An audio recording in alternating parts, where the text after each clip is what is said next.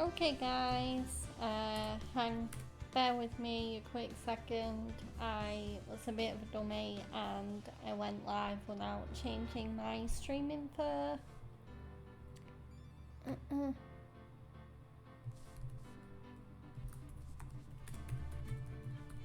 So yeah, bear with me. I'll be with you guys in a hot second. I mean, I'm early anyway, so, but yeah.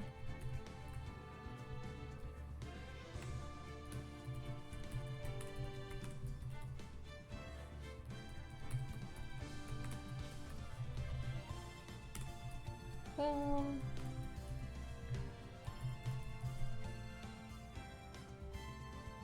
Okay, just need to change the category. There we go. Okay, good. There we go. Okay, but yeah, welcome back guys. So, so a couple of notices before I get into the gameplay. So the first notice is at some point during the stream, I will probably have to take a food break to eat some food because I have not eaten a full meal yet, and judging that I usually stream between 3 and 4 hours, I don't really want to leave it until 8 before I eat, 8 p.m. UK time. So yeah, I'm definitely gonna have to eat some food. So when I do go for my food break, I'll just put it on the be right back screen, slap some music on, and then also, in case you couldn't already tell, I'm sounding a bit lispy today. You might have to deal with a little bit of a lispy G-dog for today's stream, because I was eating chips and dip last night and I bit my tongue in the most awkward place. So now the left side of my tongue, it feels slightly swollen. But yeah, and when I did look at it earlier, there seemed to be like a little bit of a cut there. So yeah, it's fine, it's not been bleeding or anything, but yeah, it's slightly annoying that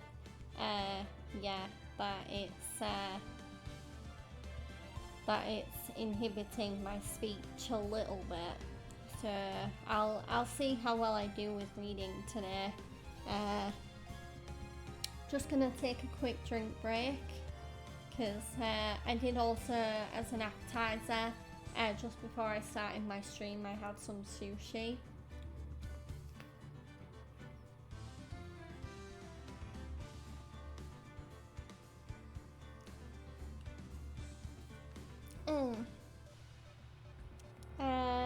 But yeah, I hope I got the stream number right. I don't know whether I actually changed it. Yeah, I did. Okay, that's good. But yeah, so just close that. But yeah, in case my stream title didn't make it clear, in terms of the gameplay that I will be doing today, I am going to be starting my favourite game in the Phoenix Wright Ace Attorney trilogy, and that is Trials and Tribulations. Yep. So for those that missed it last Monday, I ended up finishing Justice for All. I don't think anything, I think the only time Justice for All is discussed in this game is in the first case set in the present day. So so you won't have to worry about Justice for All spoilers, but I totally understand if you did want to go catch up on that VOD before you watch this stream. But yeah, the games are heavily related. The only synergy that Phoenix Wright really has between games is the characters and the courtroom and investigation gameplay. That's it. So yeah, we are going to be starting a new game because we are kicking off a new game in the trilogy. And yeah, now we're going to be starting Trials and Tribulations, which came out in 2004 originally, apparently. Yeah. Wow. But yeah, so without further ado, yeah, I'm just going to wait one more minute because I said I wasn't going to be live until like 4:15. So I am a little early and I do want to give a little bit of a chance for people to come in if they want to. But yeah. Okay, there we go.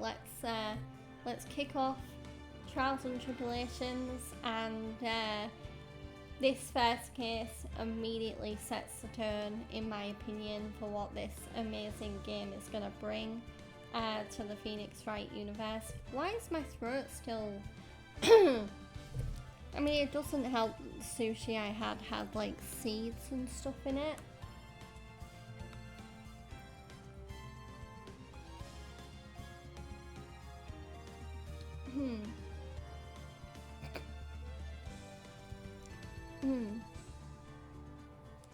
Yeah, it's a good thing I refilled my drink because something tells me I'm gonna need to hydrate a lot during this stream. But yeah, so as I was saying, this opening case really sets the tone for what this game is gonna bring. Yeah, we're gonna go back in time a little bit and explore a little bit of Phoenix Wright as a teenager. So yeah, without further ado, let's kick off 10 About Memories. I believe this case also marks the first time he met Mia as well, who would later become his mentor and his chief.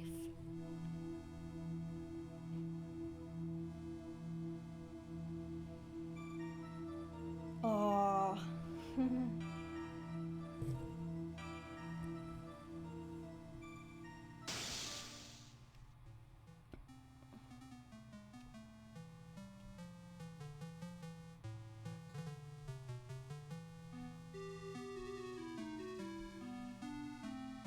Well, yeah, so that looks like Phoenix Wright on the right, talking with someone.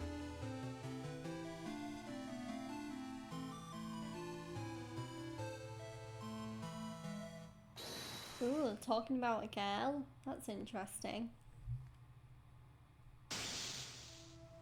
Oh!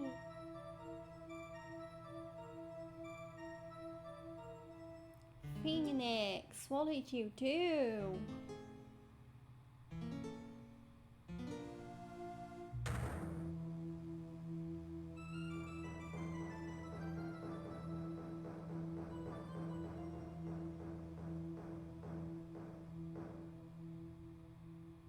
"5 years earlier, Mia faced second trial."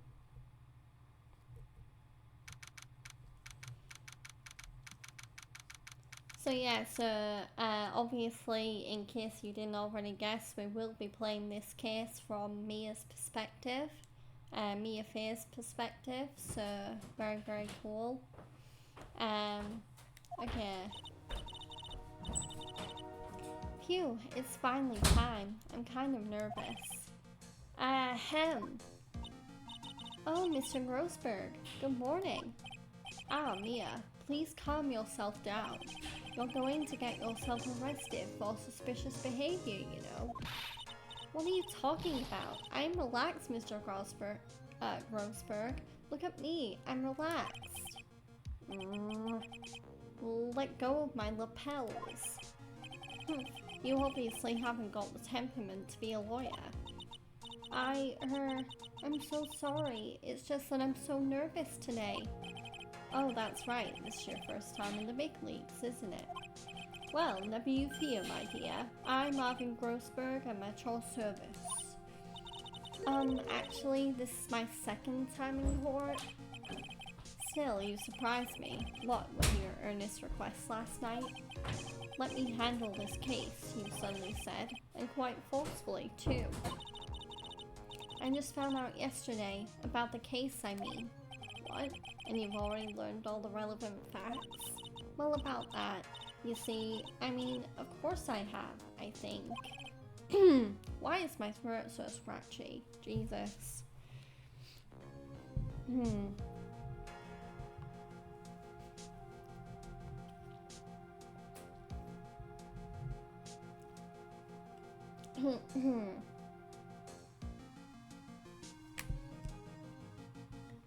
I'm starting to think the sushi I had before the stream isn't really a reading-friendly food. Seems to have scratched, well, not scratched my throat, but like, yeah, like messed with my throat a little. Oh dear. In any case, don't let our clients see you're so nervous. You see the poor young man in the pink sweater over there? That's our client. Oh my god, is that Phoenix right? Is a teenager? I nearly said tree-nager for some reason. Good morning there, everybody. Good morning. Trying to keep smiling, Mia. I just want to say, I'll give it all I've got. Yeah, it'll be fine, no prob. Achoo, achoo. Oh, what's wrong? Do you have a cold or something, Mr. Rye? Actually, it's right. Like the Flying Brothers. People screw it up all the time. And yes, I have a cold. That's what the mask is for. My doc says this way, I won't give it to anyone else. Be kind to others, he says. Right, Mr. Wright. You have nothing to fear in court today. If you are truly innocent, I promise I will save you. Nah. But please, let go of my shirt. That's right, he's the one on trial, not you. He's the one who should be nervous. You need to stay strong for your client, Mia. My name is Mia Fey. I'm still pretty new at this lawyer thing. The first time I appeared in court was a year ago. But that trial traumatized me so badly, I thought I'd never set foot in another courtroom. Yeah, if I remember rightly, Mia's first trial, I think we played through that in Justice for All. I think it's the one with that prisoner that killed himself, maybe. This time I'm gonna win. For my client and for myself.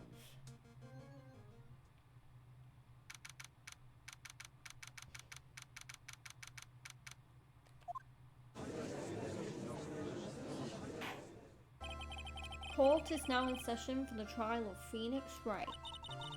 The defense is ready, Your Honor. The prosecution is ready, Your Honor. I'm trying to do a good Winston Payne voice, because it's really weird, because like he's always spoken as like a nasally, like high-pitched voice in the games. And yet in the anime, I think his voice actor gives him a more normal voice, which is really weird. The defense today is Miss Mia Fey, was it? Yes, Your Honor. Is there a problem? I was under the impression that Marvin Grossberg was to be leading the defense. Yes, well, you see, Mr. Grossberg had a bit of an emergency. But isn't that him standing there right next to you? Yes, well, you're just a rookie. Are you sure you can really handle this? Don't let him scare you, Mia. Give him your toughest look. Of course, Your Honor, I think. Well, Mr. Payne, your opening statement, please. Well. I can't believe a veteran like me has to spend his time babysitting a new defense lawyer. Don't worry, little girl. It'll all be over soon. What was that all about? Was he trying to trash talk me? Now then, I'd like to proceed with a summary of events on the day in question. The incident occurred on the campus of Ivy University. The murder victim was a student named Doug Swallow. He was a fourth-year student studying pharmacology. It sounds like he was a very bright young man. Yes, well, next we have a photo taken at the scene of the crime.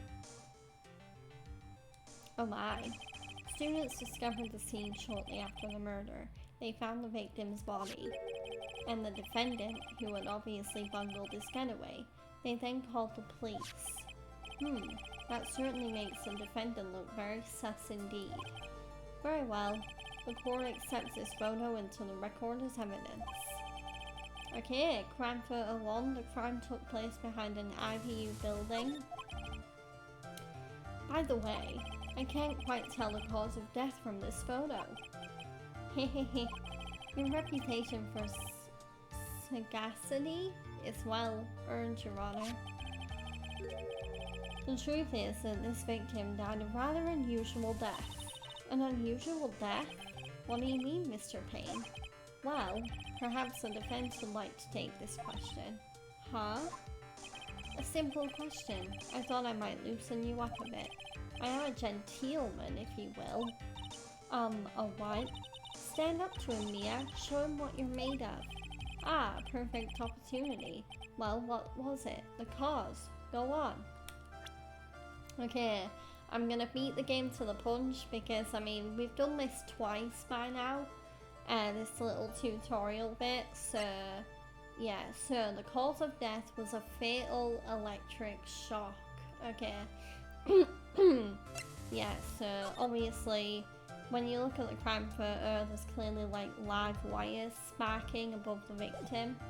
Yeah, so it actually makes the cause of death pretty clear. But yeah, fatal electric shock. Please say you know at least this much.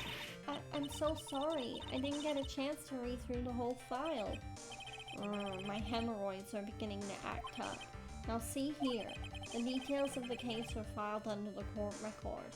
Yes, I know that, gross bag. I just looked at it. But you knew that already, didn't you? Yes, I just looked at it. Ah, the court record. I think I can see that by pressing... yeah, this game... I think I've explained this before, but this game is a little bit weird because even if you're using a controller, like you can clearly see there's like Xbox buttons, even though I'm using a PS5 controller. Yeah, this game just does not support PlayStation buttons.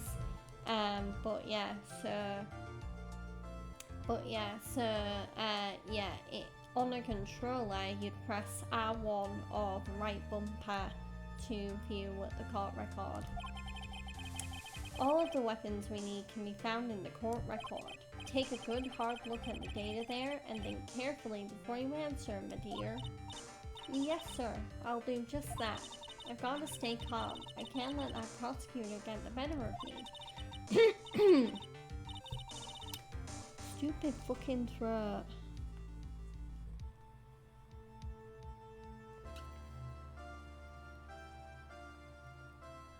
Why is it so scratchy? Fuck off. Oh.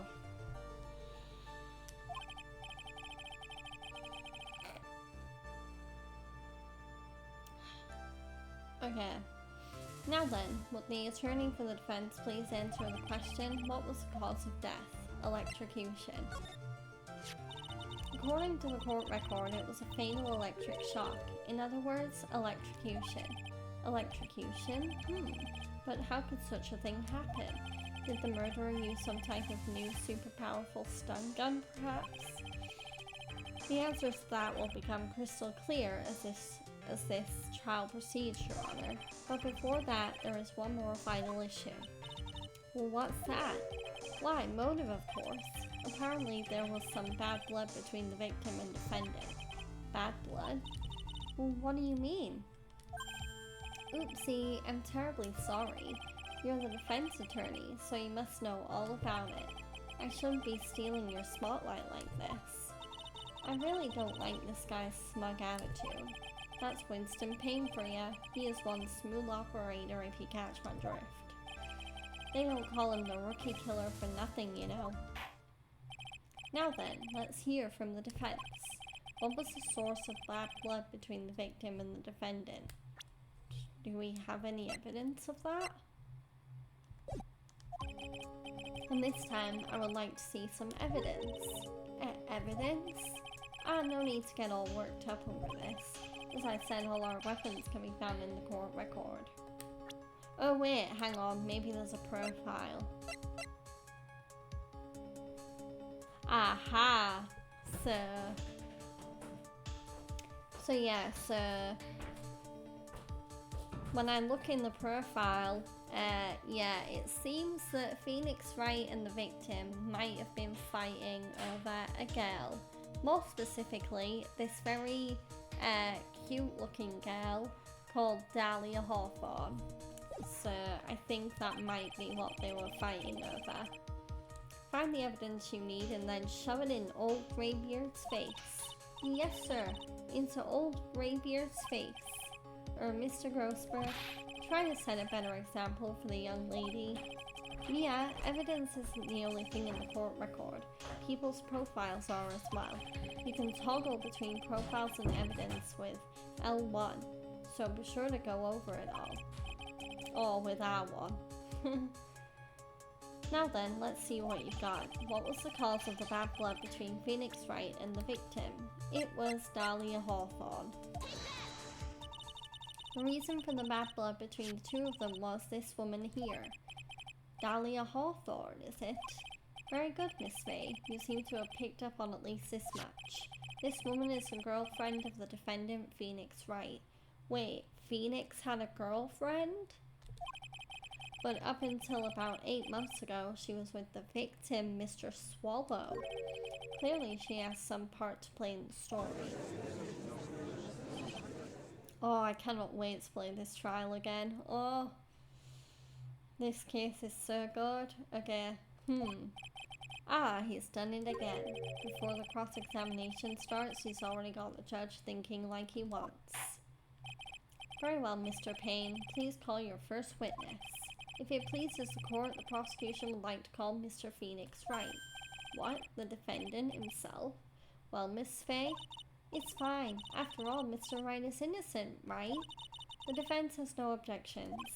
Very well. The court calls Mr. Phoenix Wright to the witness stand. Witness, please state your name and occupation. Oh, yes, my name is Phoenix Wright. My job is, well, right now I guess I'm a suspect. No, he means what did you do before you were arrested? Oh. Achoo, achoo, achoo. I was a university student. Mr. Wright, you understand that you are suspected in the death of your fellow student, Doug. But I didn't do it. I'm innocent, I tell ya. I'm telling you I was... Achoo, achoo, achoo. Oh, voicing Phoenix is gonna be so fun in this case. Would the defendant please refrain from passing on his cold to the rest of us? It seems the witness has something he wants to say. Well then, Mr. Wright, please tell us about your relation to the victim. Right away, Your Honor. Okay, first testimony from the defendant, the victim and I. I admit I was there, but I'm not a killer. All I did was find his body. I hardly knew the guy to begin with. I never even talked to that stuck-up British wannabe. I see. So you hardly knew the victim? Right, like I said, I'm not a killer. Phew, it looks like the judge understands. You're being naive, you know. Too naive. Huh? Pardon me. Hehehehe. It seems that you've forgotten one small thing, young lady. And that would be, this witness still has to undergo something called cross-examination.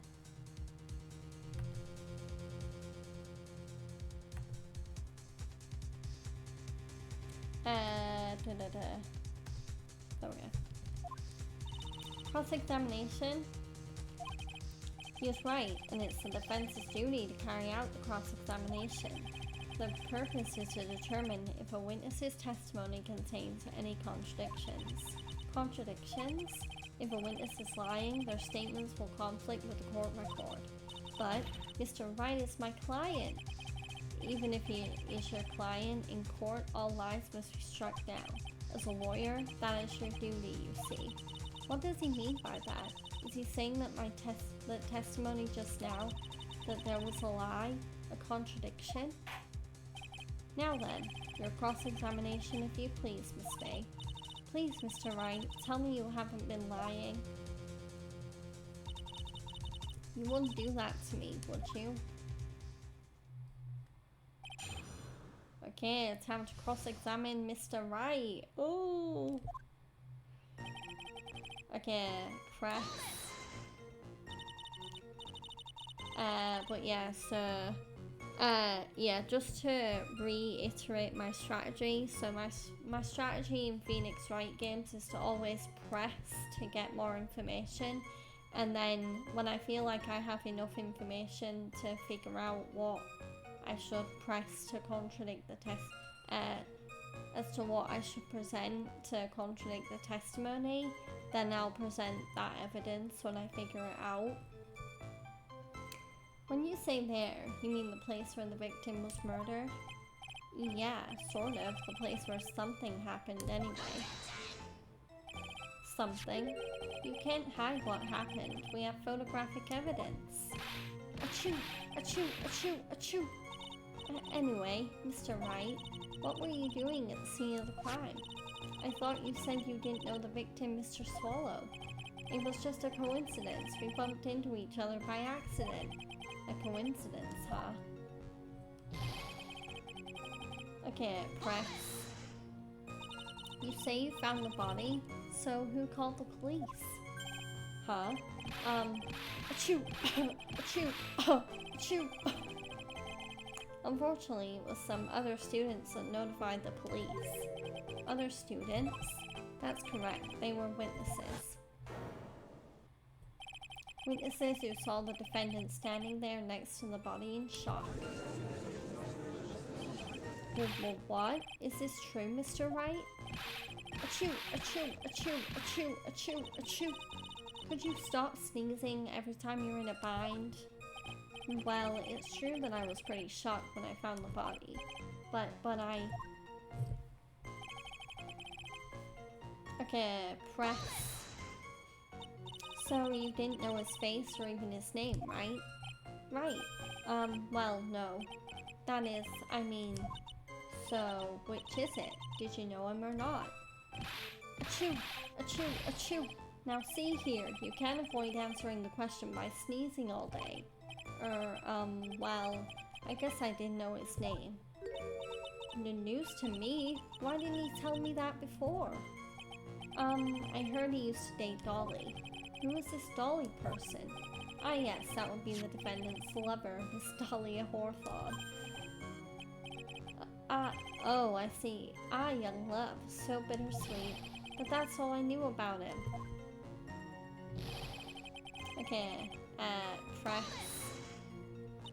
Mr. Wright, you stated the following in your testimony. I hardly knew the guy to begin with. But that's right. I mean, why would I even... But that doesn't sound right. If you hardly knew him, then why would you say that the victim was a stuck-up British wannabe? Achoo! Well, Mr. Wright? Ah, no, it wasn't me. I'm not a killer, I swear. Mr. Wright, I will give you an opportunity to revise your testimony. How is it that you knew the victim was, as you put it, a British wannabe? Yes, well... He was always walking around with a huge Union Jack on the back of his shirt. Maybe we have some evidence for that, because, yeah, I don't see a Union Jack on the back of his jacket. Although that's a jacket, so, I mean, maybe that's the answer? Oh, it is the answer. Okay. Are you certain you saw the Union Jack? Yeah, I'm sure. It was right there on his back. Miss May, is there some point to this line of questioning? Your Honor, please take another look at the crime scene photo. As you can see, there's absolutely nothing on the victim's back. Hey, wait a minute, he's wearing a leather jacket. The Union Jack was on the back of the t-shirt he was wearing. I was under the impression that you accidentally came across the body, but if that was really the case, then you wouldn't know that, would you? You'd have no idea at all what he was wearing underneath that jacket. Mr. Wright, you've been lying to me. But please forgive me, wah! Mia, you've made our client cry. Let him. That P on his chest doesn't stand for Phoenix anyways. I can't believe I trusted him. Mr. Wright was all wrong. Hehehehe. That was an impressive bit of cross-examination. Thank you for uncovering the defendant's lies for me. It's quite clear that this man did not simply stumble upon the scene of the crime. Uh-oh, did I go too far? By the way, Mr. Wright, you seem to have a rather bad cold. Have you taken any medicine for it? Yeah, I took some, but was the medicine that you took an over-the-counter brand called Cold Killer X? Yeah, that's right. It kills colds good. Hey, wait a second. How did you know I'm a big fan of Cold Killer X? Hehehehe. Would you happen to have that medicine with you right now? Well, actually, I seem to have lost it somewhere. He lost it? Does this even have anything to do with the case? Mr. Wright, shall I tell you where your cold medicine is right now? Huh? Your Honor, I'd like you to take a look at another photo from the crime scene. Well, what's this? In the victim's hand, it's Cold Killer X. Yes, but even I've got a bottle of Cold Killer X in my apartment. I'm sorry, but I'm afraid that argument won't work. There's no doubt as to who this bottle of Cold Killer X belongs to, especially since Mr. Wright's fingerprints are all over it. Well, what? Sensing his murderous intent, Mr. Swallow must have picked up the bottle of medicine dropped by Mr. Wright and hid it in his hand. His purpose in doing so could only have been to identify his killer as Phoenix Wright. Order in the court. Your Honor, I'd like to present this photo and bottle as evidence. Very well, the court will accept them into the record. Okay, crime photo 2 and Cold Killer X. Also, the victim's wristwatch was broken. Broken? Yeah, it ceased functioning when a large wave of electricity passed through it. Well, Mr. Wright, do you have some kind of explanation for all of this? This is really bad. Oh, my buttocks. My poor hemorrhoids. Really, Grossback? Do we really need to know about that in the middle of a trial? Anyway, new testimony. What really happened? The truth is, I went because he called me. He was in the pharmacology department, so we agreed to meet at 2:45 behind that building. We talked for a bit, and then at around 3 we split up. Then later, when I went back, I found him lying there. I've been taking Cold Killer X for the last 2 or 3 days, but I lost my bottle of it around lunchtime on the day of the accident. Mr. Wright, that's completely different from the testimony you gave previously. Achoo, achoo, achoo. I'm sorry, Your Honor. I was afraid you wouldn't believe the truth. You'll forgive me if I say I hardly find your current testimony any more credible. Miss Fay, please begin your cross-examination. Oh, please, Mr. Wright, don't tell any more lies. Okay, what really happened? Cross-examination. So, I'm gonna press. Had you ever met the victim before then? No, never. But that day he called me up and told me he wanted to talk about Dolly. And this Dolly person is my, it's kind of embarrassing. She's my, sweetheart. Ooh, well, what? Well, what was that for, Mia? I forgot Mia slapped Marissa Meg. Oh my god. Oh, I'm so sorry. I just felt like slapping something all of a sudden. Dahlia Hawthorne was also the victim of the murder victim, Doug Swallow. Before she met Mr. Wright, that is. So it was one of those nasty love triangles, I see. Okay, press. Was it Mr. Swallow who indicated you should meet at 2:45? Yeah, and we were both there right on time. You said the victim was in the pharmacology department, correct? Yeah, he was studying how to manufacture and improve pharmaceuticals. Everyone called him the alchemist of IBU. An alchemist, I see. I gotta admit it was a little suspicious. He had a whole laboratory and everything. It was filled with chemicals and strange machines that run on high voltage electricity. Oh, how fascinating. Sounds like he was quite an ambitious young man. What do I do? Maybe I should ask him for more details. Oh, about the timing of the meeting. So you are absolutely certain that you met at 2:45? Yeah, pretty sure. That's the time class ends. But they're always doing experiments, so it doesn't matter much. Experiments? Yeah, those pharmacology guys are always in the lab whipping up something. Well, it looks like he's right about the time anyway. Witness, let's go on with your testimony. Okay, press. So what was it you were talking about? You know, achoo. That maybe we should hang out again sometime. Hang out again sometime? I wish that were true. Okay, press. So you say you went back? Yeah, that's when I found the body. Yes, but why did you go back in the first place? Weren't you angry with him? Well, that's right, I was. Then why, Mr. Wright? Why did you go back there? I thought maybe we could make up.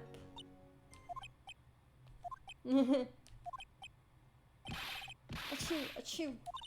Judging by the atmosphere, I'm pretty sure no one is buying this. I've been taking Cold Killer X for the last 2 to 3 days.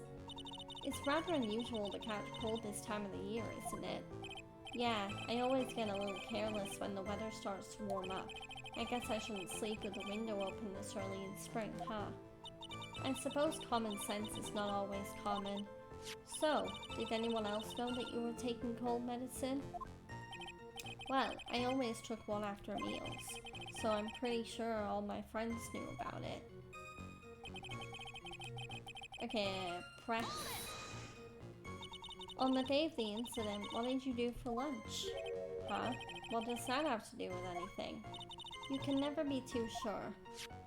I always eat with Dolly, just the 2 of us.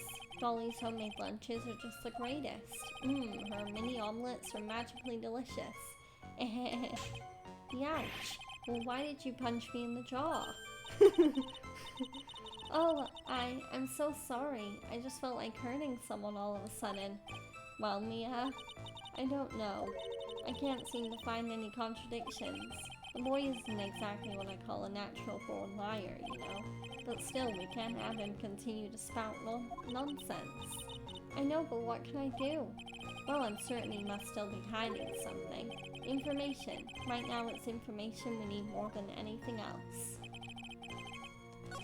Okay, press.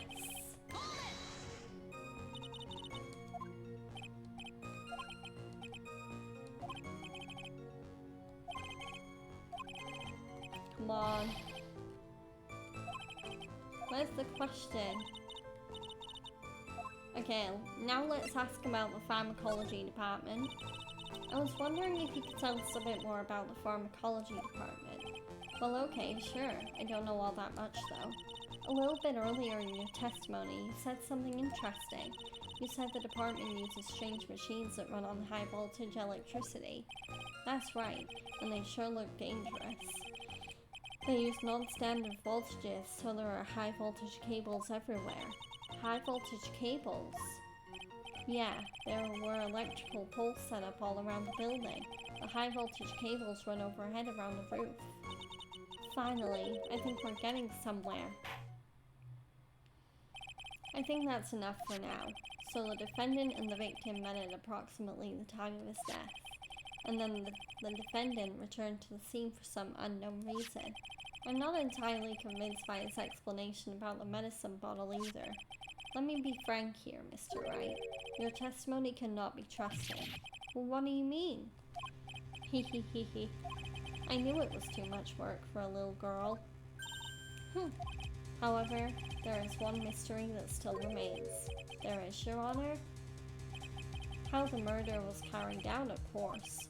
Just how was the victim electrocuted? I don't believe the murder weapon has been produced yet, correct? Well, you are correct, Your Honor. So how exactly was Mr. Swallow killed? If I could somehow establish how it was done, maybe I could still come out of this mess smelling like a rose. Ooh, can we really establish a murder method right now?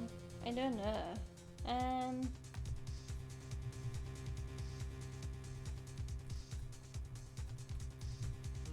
Yeah,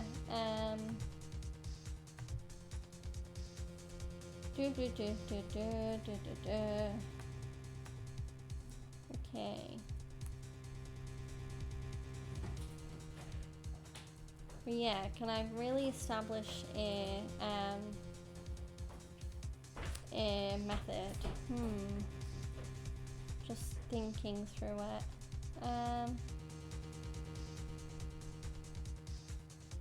Oh, okay, we can, that's fine. Okay.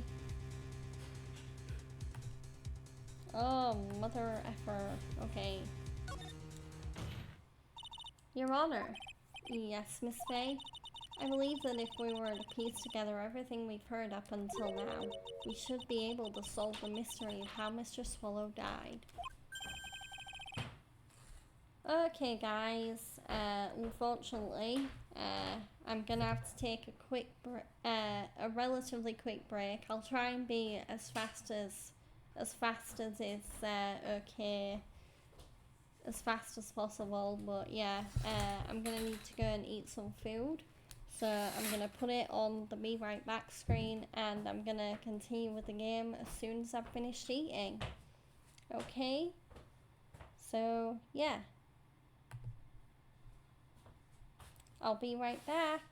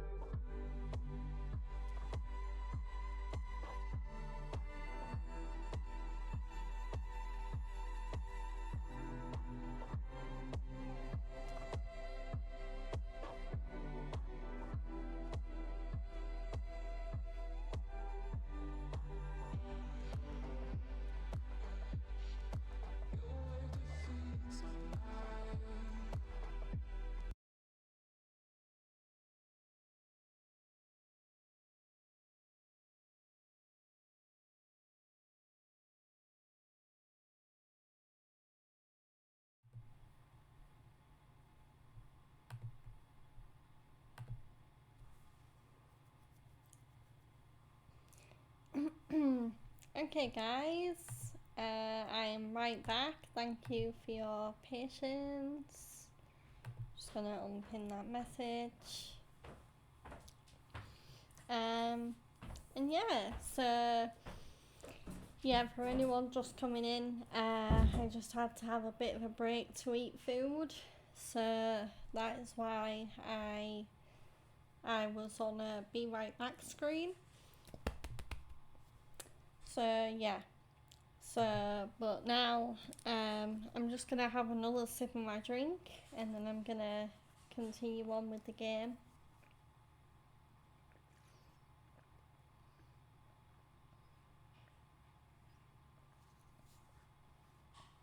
Oh, hi Dark Moon. I'm good, thank you. Welcome in, I hope you're doing well. There we go.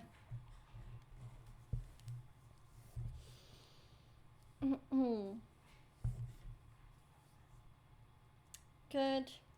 That's good to hear. Right. Let me just double check that my audio is all good. Okay. Yeah, it should be. Right. Yeah, okay. Oh. Hee. Quite the brash statement coming from a rookie. But even a beginner like you must understand the basic rules of the court, yes? An attorney must be able to substantiate their arguments with evidence. Of course I know that. Actually, I had totally forgotten about that. Now then, Miss Faye, let me see what you got. Show me how you believe the victim was electrocuted. I mean, I think the evidence we're meant to show is if you look in here, these live wires could easily electrocute anybody. So yeah, I'm gonna present this crime photo. As for the cause of death, I'd say this picture captures it quite well. What? But there is nothing that that even remotely resembles a murder weapon here. I'm afraid the defense is going to have to explain this in a bit more detail. Miss Faye, where exactly in this photo is the murder weapon? Okay, the murder weapon is right here. Well, naturally, it's right here. What is that? A severed electrical cable, I believe, Your Honor. Remember the testimony we've heard? The machines the pharmacology students use in their experiments require high voltage, and because of that, there are special high voltage cables strung up everywhere. So then the high voltage cable... Yes, the high voltage cable is the cause of death. That is the most likely explanation. That certainly sounds plausible. Well, Mr. Payne, what do you have to say about this? Well, I believe some praise is in order. Don't toy with me, old man. Now, the victim's cause of death may indeed have been a high voltage cable. However, I want you to think about what that really implies. The only one who had the opportunity to use the cable as a murder weapon was the defendant. That much is certainly true. Yes, and that's not all. We have proof. Irrefutable proof that will establish that Mr. Wright was the murderer. You do? Well, what is it? His fingerprints. Fingerprints? You mean that the defendant's fingerprints were on something besides the medicine bottle? Let's take another look at the crime scene photo. As you can see,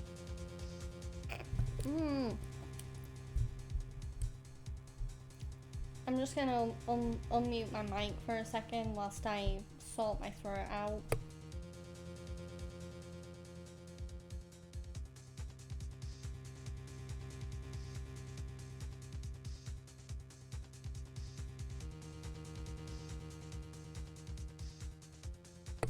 Okay, there we go. Should be good to go now. Yeah.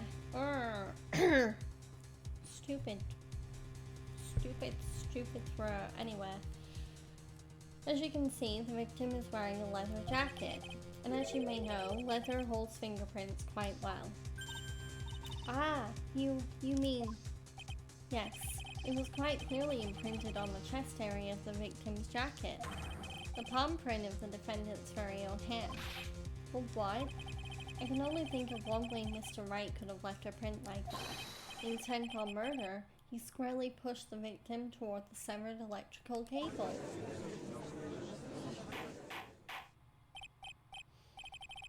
Order, that's enough. I think we can conclude that there is no reason to continue with this cross-examination.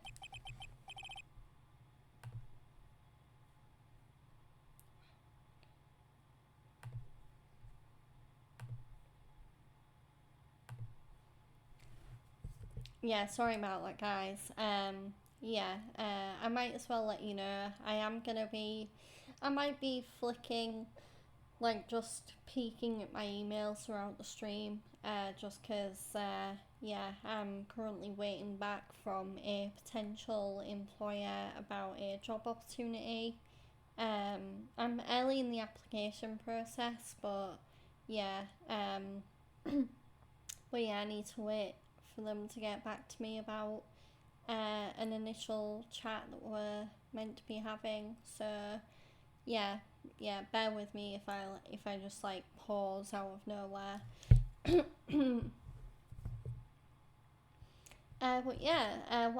Whilst I'm talking, I'm very interested to know your predictions for the WWE Royal Rumble this Saturday. It's one of my favourite events of the year. For anyone who doesn't know, if my tags don't make it obvious, I am a huge wrestling fan. I've been a fan of WWE since 2009, and I've been a fan of AEW since that kicked off in 2019. I don't watch it anymore regularly, but I did used to watch TNA around about the era when like Bobby Roode and James Storm were both getting really good singles runs and were winning world titles, like that kind of era. But yeah, primarily a WWE, AEW, and I do also watch New Japan, but I am very on and off with that because I can only subscribe to so many things at a time. So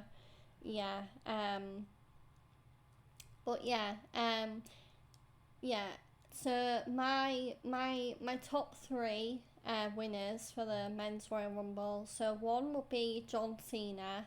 I know that's pretty predictable because John Cena, for anyone who doesn't know, 2025 is John Cena's last year that he's going to be a wrestler. As far as I know, a wrestler period. I think he's just straight up retiring after this year. He's not doing a Bryan Danielson where he's sort of semi-retired. So John Cena's number one. Although I also wouldn't be surprised if WWE gives the Royal Rumble to someone else in order for John Cena to maybe win Elimination Chamber or Money in the Bank. So number one would be John Cena. Number two would be CM Punk, just because he didn't win it in his first Rumble match back last year, back when he was really like being talked about everywhere. So he might win it this year now that people are sort of like maybe focusing on other people for their favourites, because I do think last year for the Royal Rumble, CM Punk and Seth Rollins were very much the favourites for last year's Men's Royal Rumble. Whereas this year, I think John Cena is one of the favourites to win. I could maybe even see Roman winning it. I mean, Roman might even be my third pick, honestly, but I wouldn't be surprised if they go with someone like, I would honestly love it if they did another 2018 Royal Rumble where they just like give it to like a random superstar. Like heck if like heck if uh like I would love it if they actually did make it so Sami Zayn won the men's rumble. Yeah, I'm a huge Sami Zayn fan. I've been a fan of his since his NXT days. I just think he's an amazing wrestler, and he just seems like one of those wrestlers where when you meet him, he'd have the kindest, most humblest personality. Um, yeah, so so I think my top three for the men's rumble is John Cena, CM Punk, and then maybe as like a surprise pick, as like an upset pick, Sami Zayn, or for a third more obvious pick, Roman Reigns. Um, yeah. The two main surprises I'd like to see in the men's rumble, both to do with TNA. I'd love it if Joe Hendry showed up in the Royal Rumble. Um, yeah, just because I really I mean it's kind of selfish, but I kind of just want him to be there just so I can hear I Believe in Joe Hendry blasting through the speakers and like 15,000 or so people singing along to it. I think it would make for one epic Royal Rumble entrance. Um, and then I think it would be really interesting for this second one if Nick Nemeth, formerly known as Dolph Ziggler, were to show up. Especially now that he's lost the TNA World title, I think. I mean, he might have actually been more likely to appear if he was still the TNA World Champion.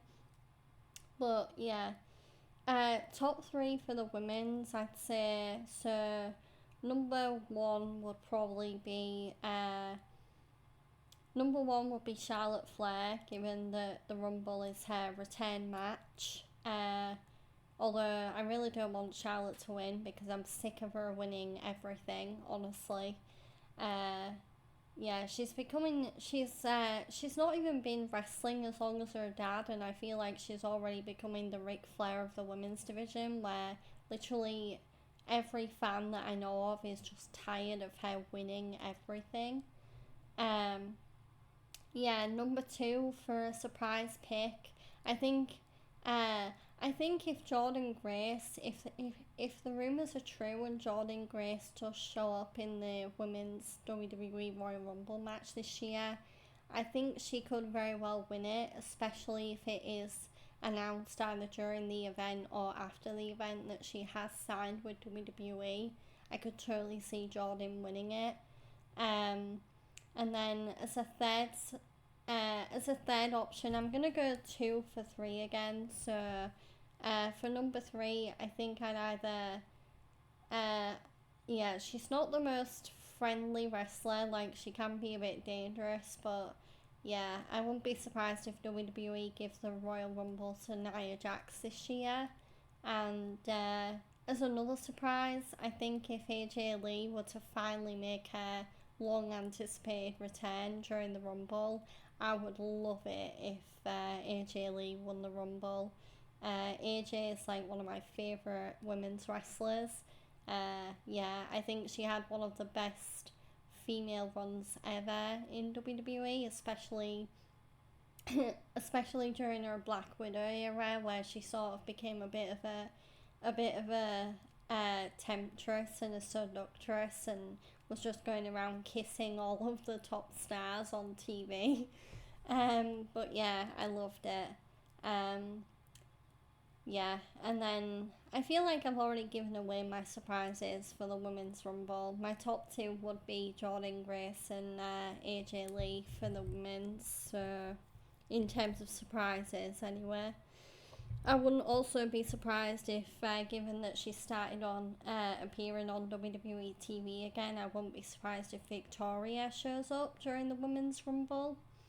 Yeah, so well, yeah, that's my That's my Royal Rumble match predictions. I'm not gonna go through the whole card and say who I want to win every match because then I'd be talking all day. But yeah.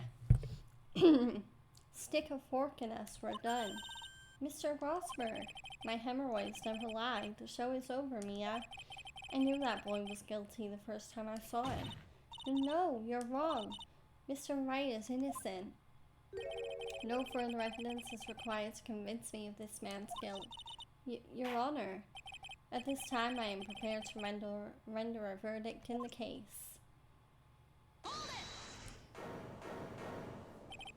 Do you have something further to add, Miss Bay?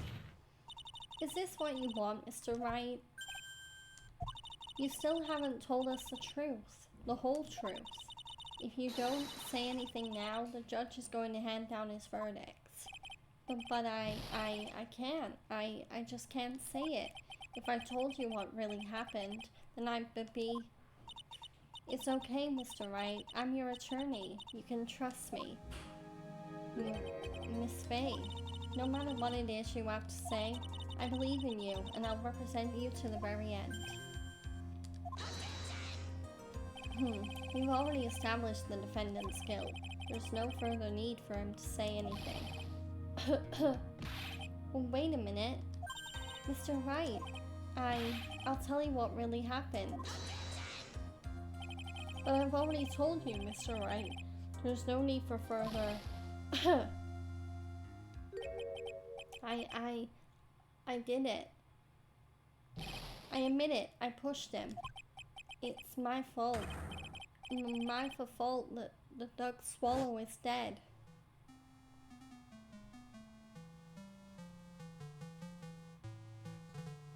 So yeah, this is just showing the opening scene that we saw to open the case. Although it's a bit more expanded.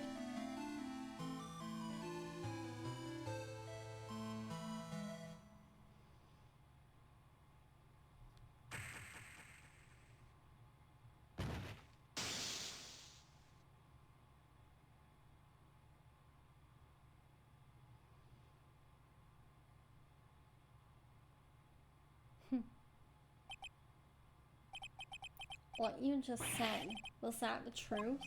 Yes, I was afraid that if I told the truth, everyone would think I was the murderer for sure. Well, as things currently stand, we're all absolutely convinced you are. But please give me one more chance to explain. This time I swear I'll tell the whole truth. It'll be okay, won't it, Miss Faye? I believe in you. Oh, thank you. I still can't believe it. You really did push the victim. Oh, it feels like my hemorrhoids are doing the Harlem Shake.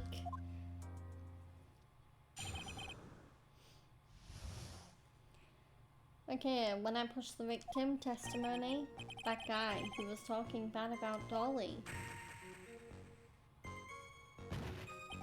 I lost my temper and gave him a shove. At that moment, I heard some kind of loud noise. A little while after I left, I started to get worried, so I went back, but he was just lying there, dead. Well, the explanation is really quite simple. When you pushed him, Mr. Swallow flew back and touched the electrical cable. He died from the shock, and that, as they say, is that. A simple explanation indeed. At the time of the incident, a light rain had been falling. Wet from the rain, the victim was more easily electrocuted. But when I pushed him, there weren't any electrical cables nearby. If there had been something like that, even I would have noticed it. That's true, even a doofus like him couldn't miss that. Nice typo, that is not how you spell doofus.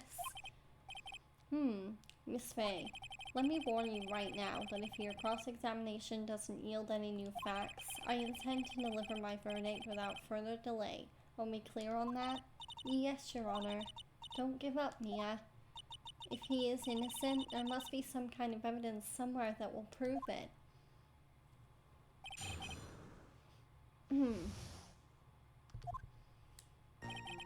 Okay, press.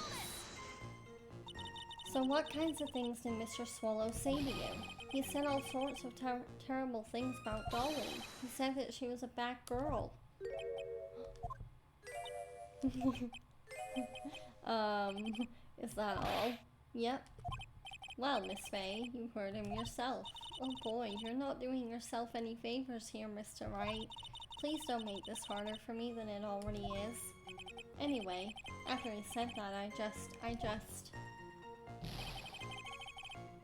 I lost my temper and gave him a shove. Let's press.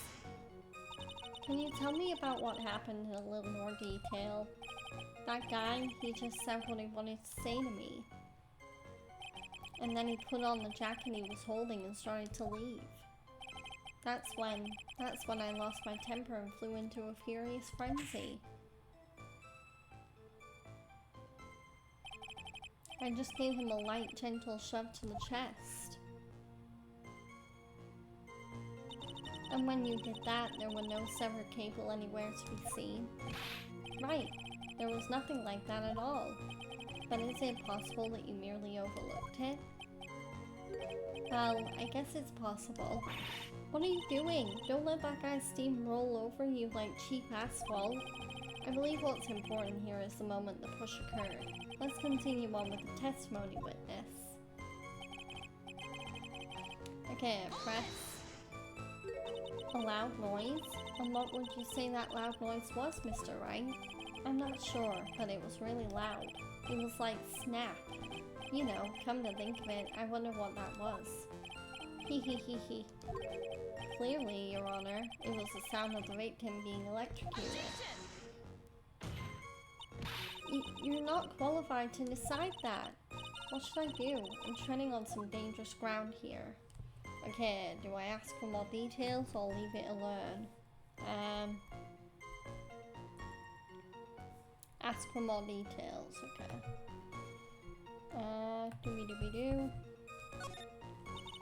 Mr. Wright, that loud noise you heard may be extremely important, so try to remember what it was. How do I put it? It was like a sharp crack. Aha! Could it have been? Yes, could it have been? Hurry up and tell us! When I pushed him, he dropped the umbrella he was holding.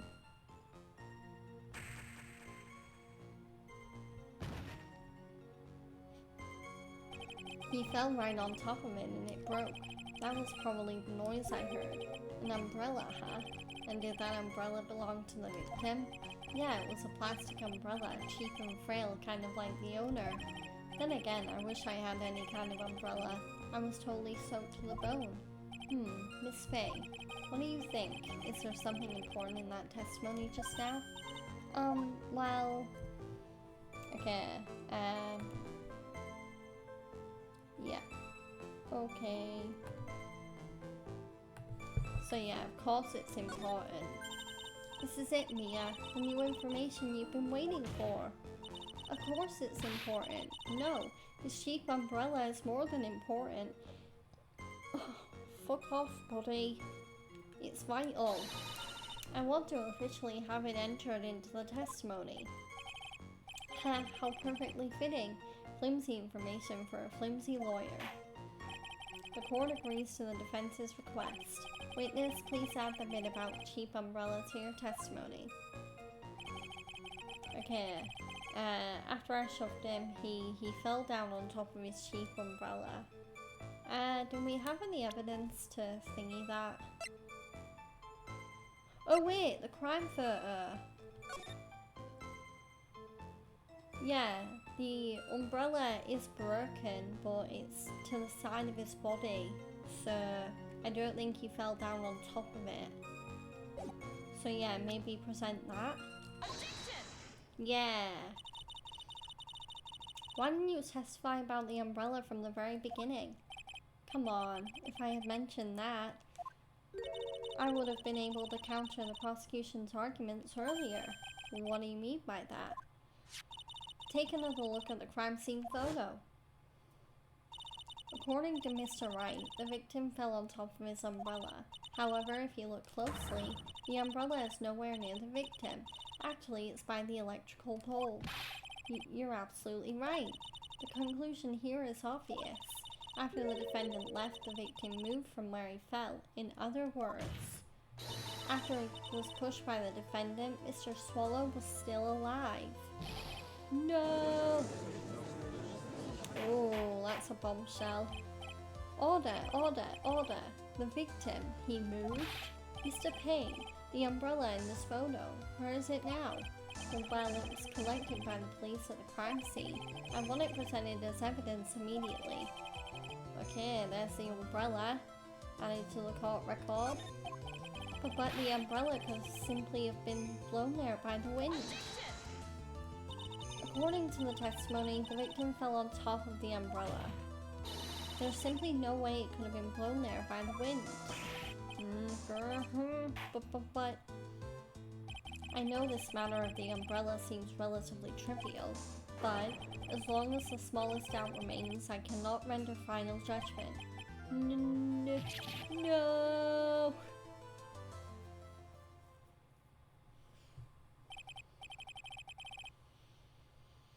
I must say, I still find it hard to believe that a huge hole has been blown in the prosecution's case by the defendant's testimony. Okay, Phoenix's testimony has been added to the court record. Well done, Mia. Mr. Payne, what are you chuckling about? Pardon me, Your Honor. It seems I was expecting too much of a free ride. It was foolish to think I could establish guilt through cross-examination alone. I'm afraid I don't follow what you're saying. Let me guess. You have another witness? Exactly. And this witness's testimony will be incontrovertible. Well, who is this witness? Miss Dahlia Hawthorne. Dahlia Hawthorne? You don't mean Dolly. I do, Your Honor. The defendant's very own lover is a witness to the whole thing. That's right. She was at the scene of the crime when the murder took place. What? I'm sorry to break the bad news to you, my dear.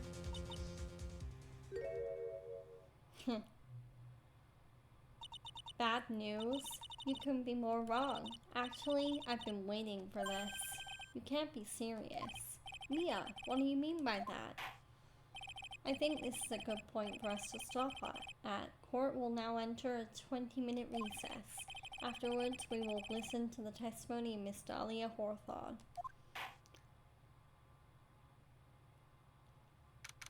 Hawthorne. That's so hard to say in like a fake American accent. Miss May, I'm sorry about what happened back there.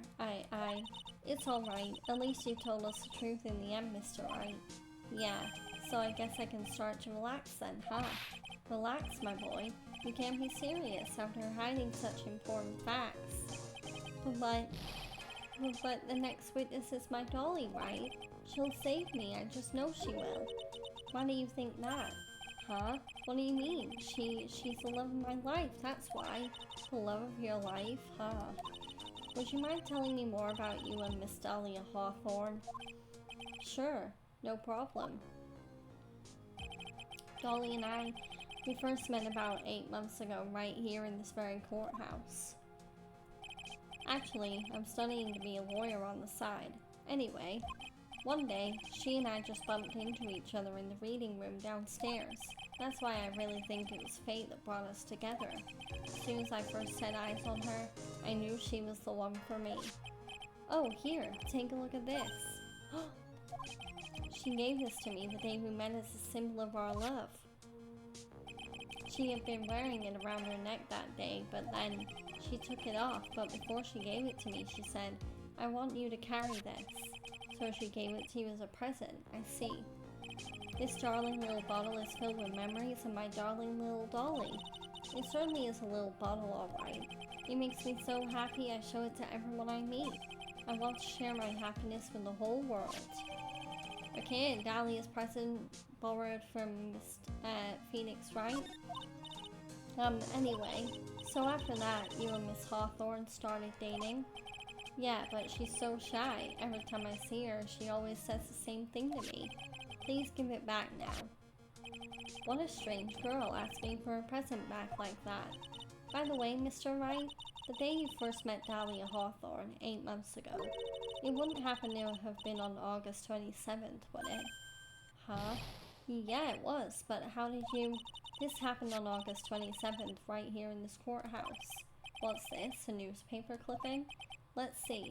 Murder in the courthouse? Murder? What are you reading there? Let me see that. Oh, I see. Mia, I think I understand what you're trying to say, and I think I understand why you suddenly took such keen interest in the case. You believe there is some connection between these two cases, am I correct? Okay, newspaper clipping added to the court record. I hope you don't mind, Mr. Grosberg. I need to finish this myself. Ah, yes, but...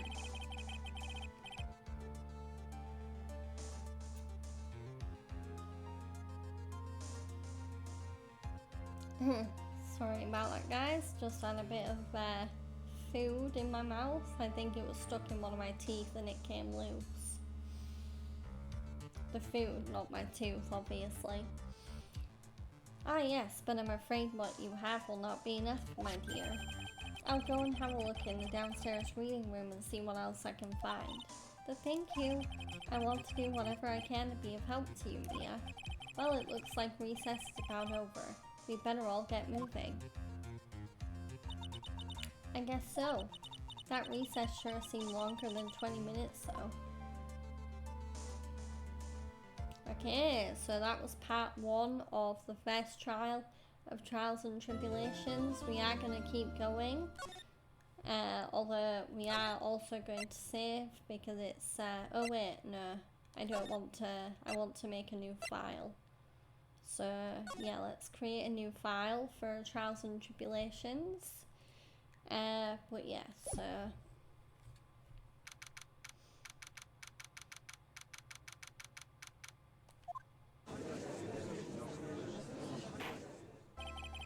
Court will now reconvene. Mr. Payne, please call your witness.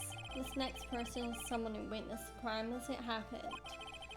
The prosecution calls Miss Dahlia Hawthorne to the stand.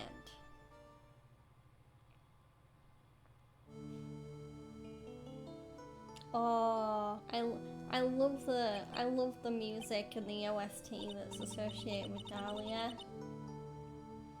It's kind of like melancholic, but it's also kind of beautiful. What's with the stiff silence? In my long career as a judge, I have been deceived by many witnesses. It's my job to doubt, to take no one at their word. But in your case, I must admit that you radiate a glow of complete sincerity. I can't believe he actually said that. Oh, now then, witness, could you please state your full name? Don't worry, sweetie, there's no need to be nervous. If anyone says anything rude, you can be sure I'll cut them right down to size, and I will bash them with my gavel. I love how they look straight at me when they say that. Thank you for calming my nerves. You are all so nice. I almost feel right at home. Not at all. It was nothing. If we may move on now, what is your full name and occupation? My name is Dahlia Hawthorne. I'm a junior in literature at Ivy University. I just wanted to say, it's an honor for me to be here in your noble presence. The honor is all mine. No, the honor is all mine. Well, we know whose milkshake brings all the boys to the yard, eh? And they're like, it's better than yours, and they're like, it's better than yours. I love that song. Anyway. Not to ruin a good, funny, dancey moment, but I'm gonna need a drink.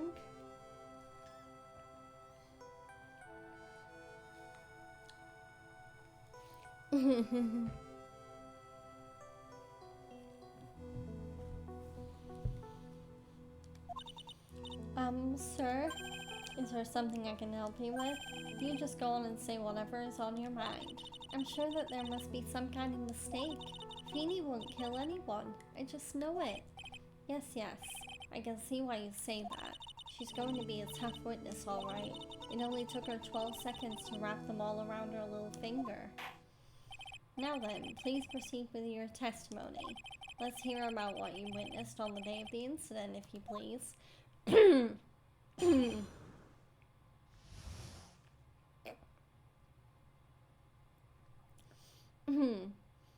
Don't mind me just clearing my throat.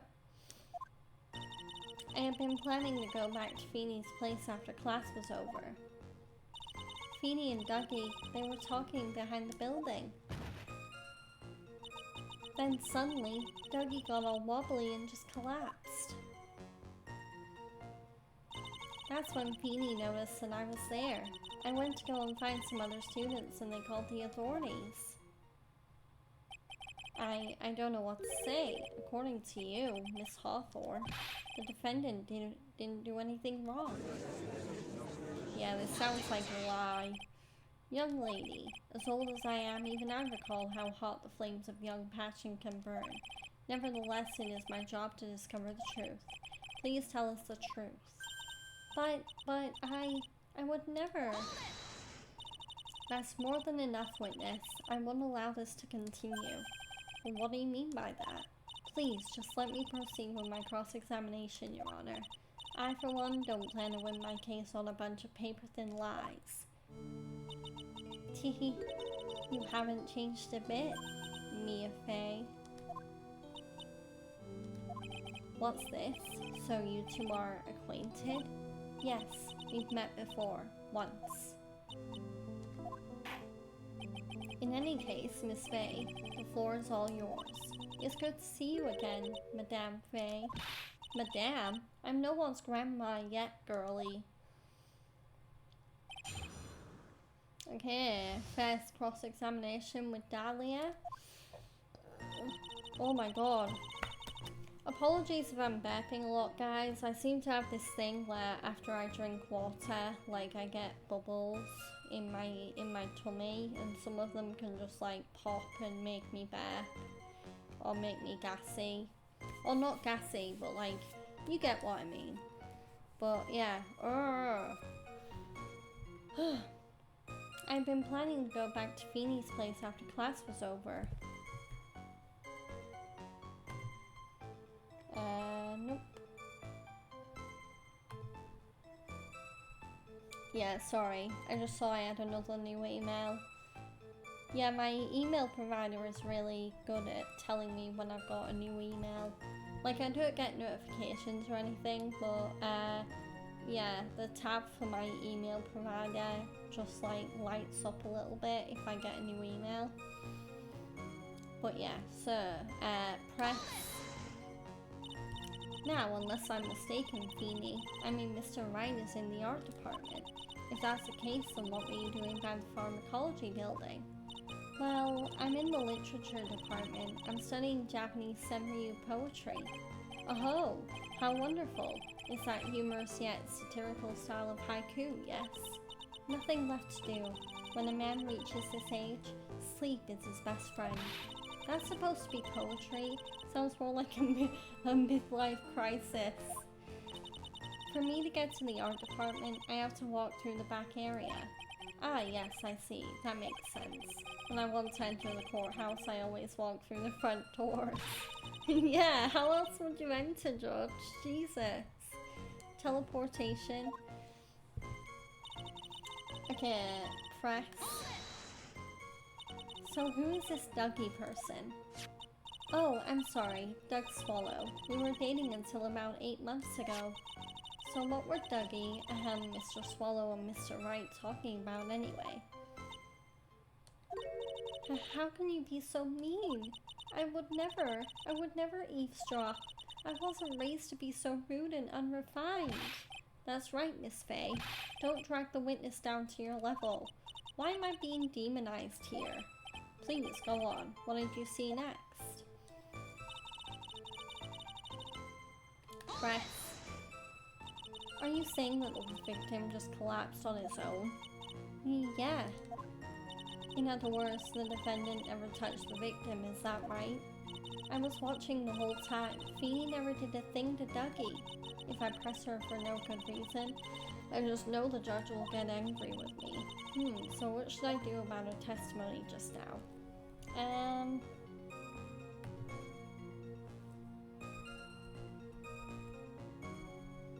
Doobie-doobie-doo. Yeah, for any... Just because I want to avoid making a wrong choice and having to reread text over, for choices I will be... For choices that I'm not sure about, I will be using a guide. Fucking throat.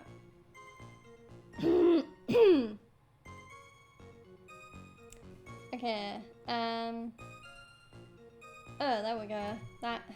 So, if I clear it a little bit, it doesn't do anything, but if I clear it, if I clear it over the top, like, it does something. Oh. Okay, so contradiction. Feeble lies are not very becoming, Miss Hawthorne, so let's drop them, shall we? What? Well, I would never. Miss Faye, I will not allow you to badger the witness. I believe the defense is engaged in a fishing expedition. That is, she is no supporting. But please don't glare at me like that, I'm just doing my job. Now then, Miss Hawthorne. The defendant's palm print was found on Mr. Swallow's leather jacket. It has already been shown that Mr. Wright did in fact push the victim. What? There's no need to try to cover for the defendant. It would be much better if you came out and told us the whole truth. There's nothing to worry about, young lady. Just tell us everything that you saw. Yes, Your Honor. I will. If you don't mind, I'd like to revise my testimony. Looks like we're finally getting somewhere.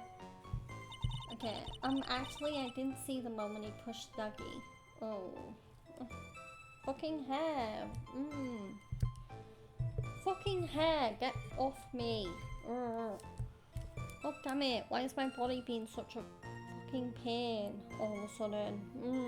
Yeah. Fuck off, hair.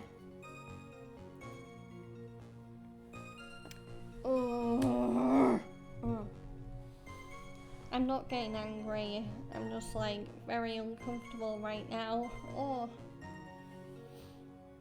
And it doesn't help that no matter how much I drink, my throat just keeps getting raspy all of a sudden.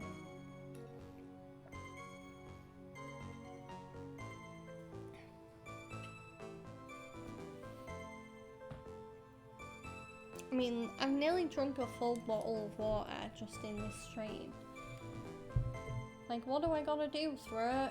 Fucking cooperate. Anyway. We can't,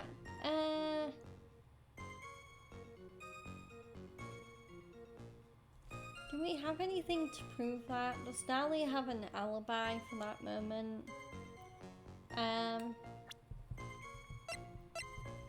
So she didn't see the moment, he pushed Dougie. I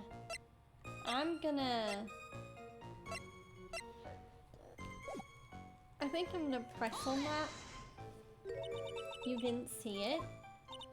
Well, I saw the moment when Dougie fell to the ground, and at that time there was only the two of them at the scene, the defendant Phoenix Wright and the victim Doug Swallow. Yes, that's right. Okay, it didn't look like they were fighting, and I didn't hear anything unusual either. Yeah, maybe present the umbrella. Oh no, present Phoenix's testimony? Yeah. There we go. You say you didn't hear anything unusual, is that correct? Yes, that's why I was very relaxed looking at the scenery around me. That's nice, but I find it just a little odd. I have here the testimony of your boyfriend, Mr. Phoenix Wright, and he clearly testified to the effect that when he pushed the victim, he heard a sharp, loud noise. Heh, he said that? If you were really that close to the two of them, why didn't you hear this noise as well? Well, maybe the noise just wasn't all that memorable. But according to Mr. Wright's testimony, it was a sharp noise like a snap. There's no way a noise like that could fail to make an impression. Oh my god. Okay.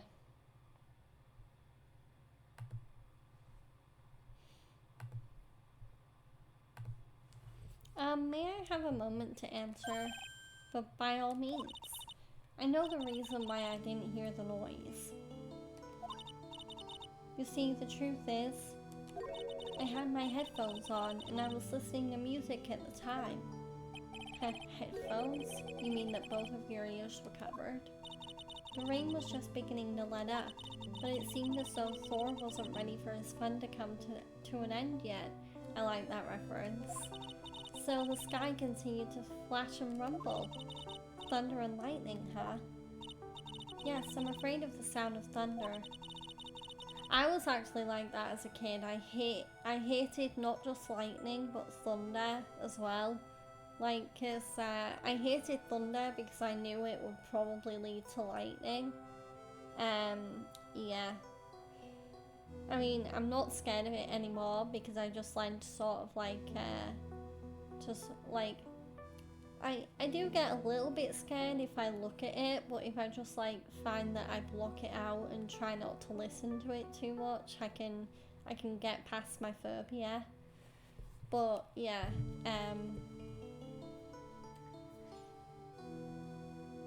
so I can relate to Dahlia. So I put my headphones on to block it out. Hee. Well, Your Honor, as you can see, there weren't any contradictions in her testimony after all. Wait a sec, Mia. That testimony just now. She said something that could totally change this whole case.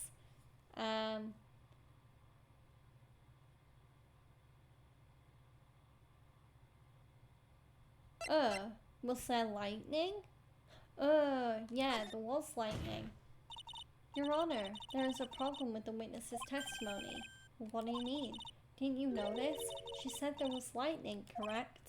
Yes, what about it? Well, lightning is actually a large discharge of electricity in the atmosphere, am I right? Now's not the time for a science lesson, Miss Faye. Yes, Your Honor.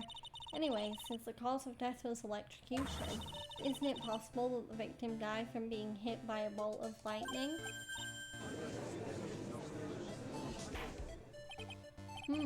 I must admit that the thought had not occurred to me.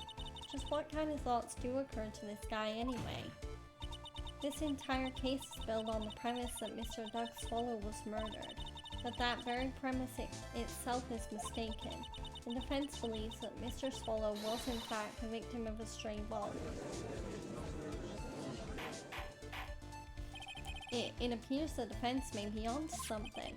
Could it be that the death was actually accidental? Alright, you did it, Mia. I'll be taking that not guilty now if you don't. He. I'm hurt that you have such a low opinion of me, Miss Faye. Huh? I'm not a fool, you know. The prosecution has done its research, Your Honor. We found that there were no lightning strikes on that day at that location. What? What's more, we have evidence that the electrical cable is definitely linked to the case. Evidence, Mr. Payne? Well, what is the evidence?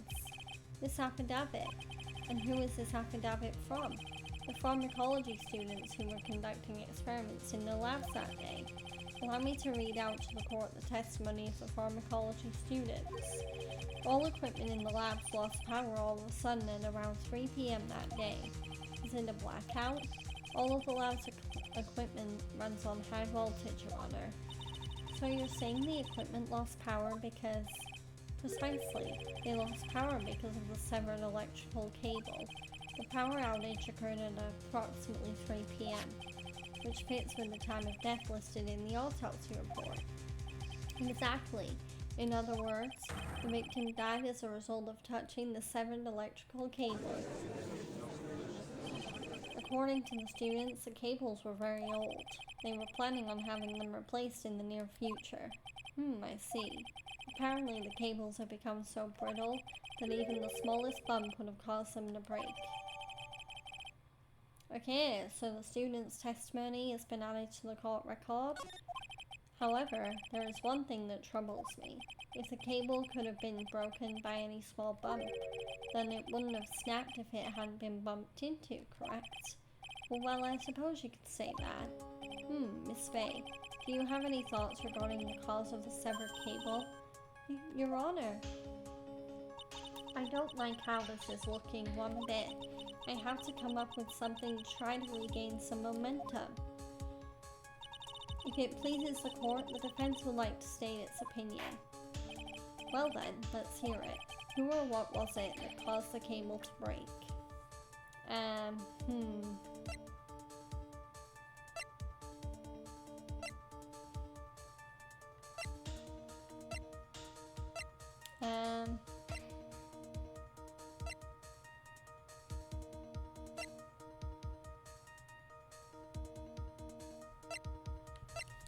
Yeah, who,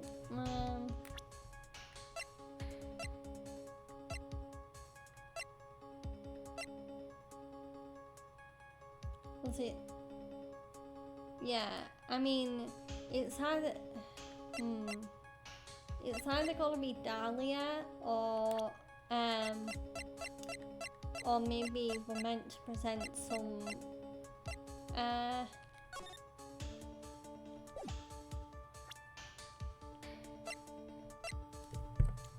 yeah,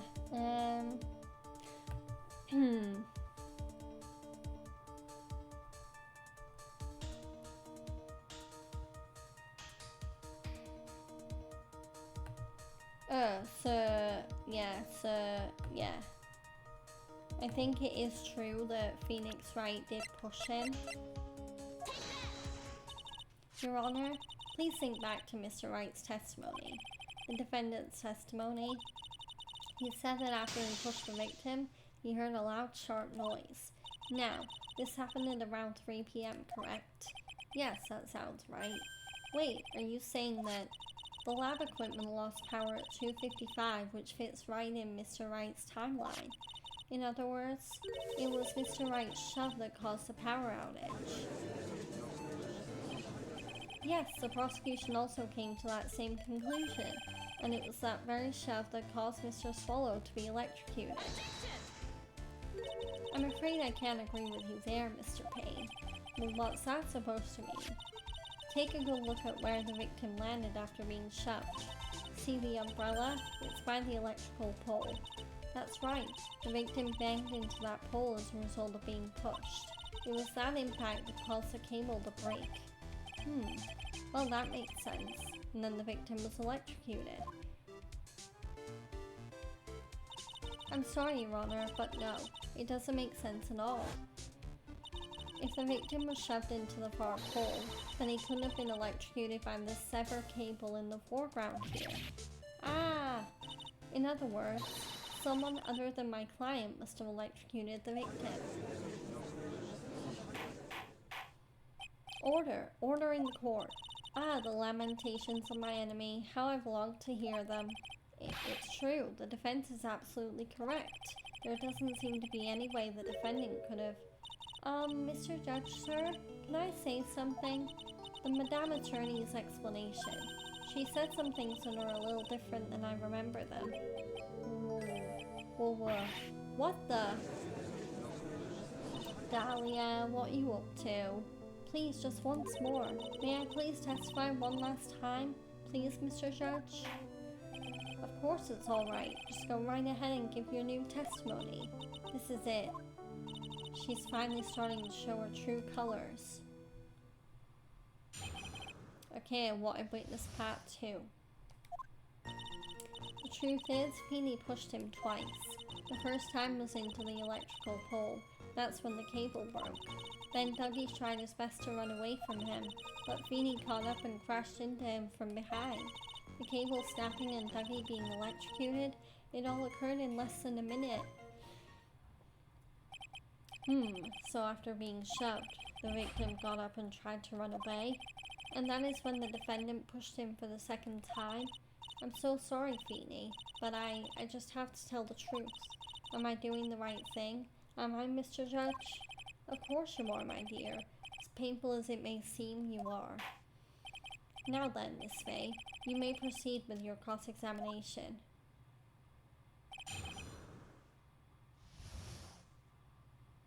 Okay, let's press. Miss Hawthorne, previously in your testimony you said the following. Actually, I didn't see the moment you pushed Dougie. I know. I'm sorry.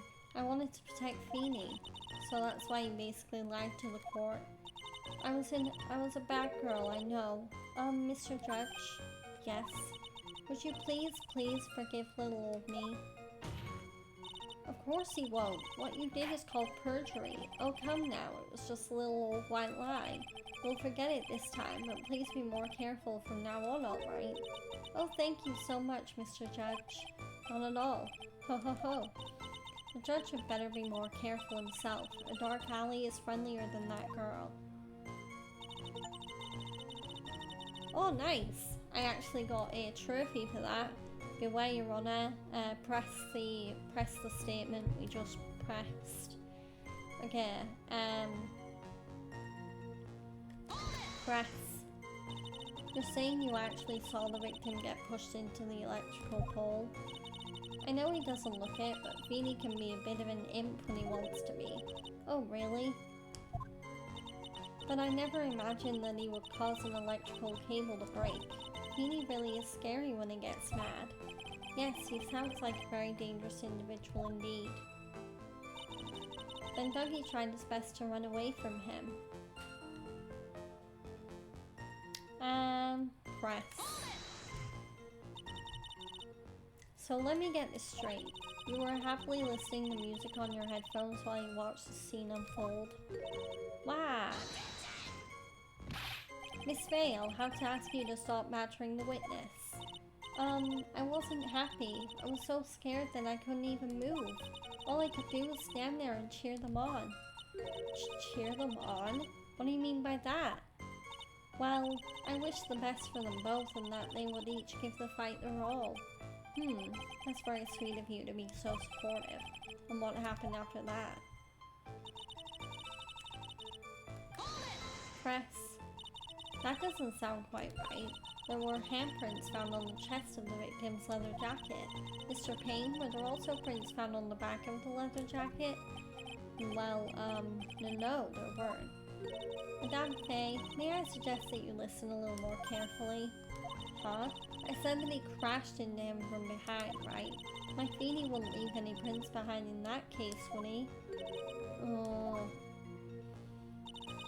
Okay, press.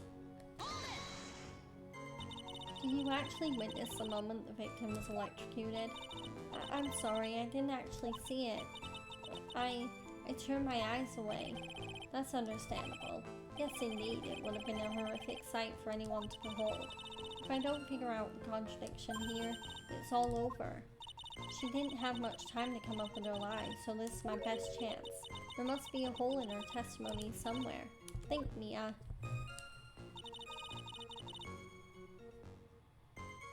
Okay, I'm just gonna look through.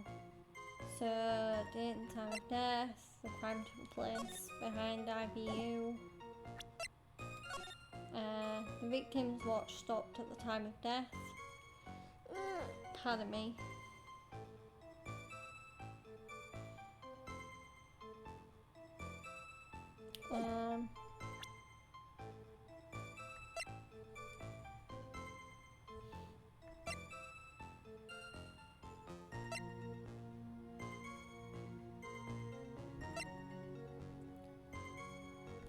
No, okay,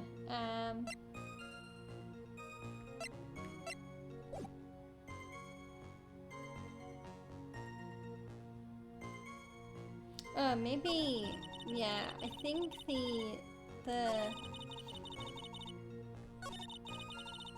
yeah, I think that last statement is the sus one, because, Doug Swallow didn't die until 3, whereas, the affidavit says the power cable broke at 55. There we go. I figured it out. Oh, Okay. Yeah, sorry guys. I'm just making sure the stream's okay because I noticed the Twitch manager went a bit. Yeah, sorry if there was any kind of drop there. Yeah, I don't know. Yeah, hopefully the internet's okay. That's enough, witness. I'm afraid I don't understand. You will in a minute. Could you please take a look at this picture? Oh, that medicine. That's the one Feeny likes to take for his cold. It's not the medicine I want you to look at. It's the wristwatch. It stopped at the precise time the victim was electrocuted. In other words, 3:05 p.m. Yes, and your point is, Miss Faye? My point is this. What time was it when the lab suffered that power outage due to the cable snapping? Well, according to the student's testimony, the answer is clear. It was 2:55. Yeah! Would you care to explain to the court, Miss Dahlia Hawthorne, what exactly happened during this 10-minute interval? The defense proposes that it was during this interval that the real murderer killed Mr. Doug Swallow. Order in the court. This is nonsense. The real murderer? Even you can't deny that the time between the cable breaking and the electrocution are completely unaccounted for. Then who was it? Who else are you saying could have done it? There's only one person who could have murdered Mr. Swallow, only after my client had left the scene. Was there a window above? Fuck! I fucking hate having a lisp today. Was there a window of opportunity for the real killer? Miss Faye, is the defense ready to indict someone as the real killer? It's finally time. This is the moment I've been waiting for. Yes, Your Honor, we are ready. Very well, but remember, if you accuse the wrong person, you will be penalized. Think very carefully before you speak, Miss Faye. Now then, Miss Faye, let's have it. Who is the real killer? The real killer is Dahlia Hawthorne. It could only have been you, Dahlia Hawthorne. Wow! How can you?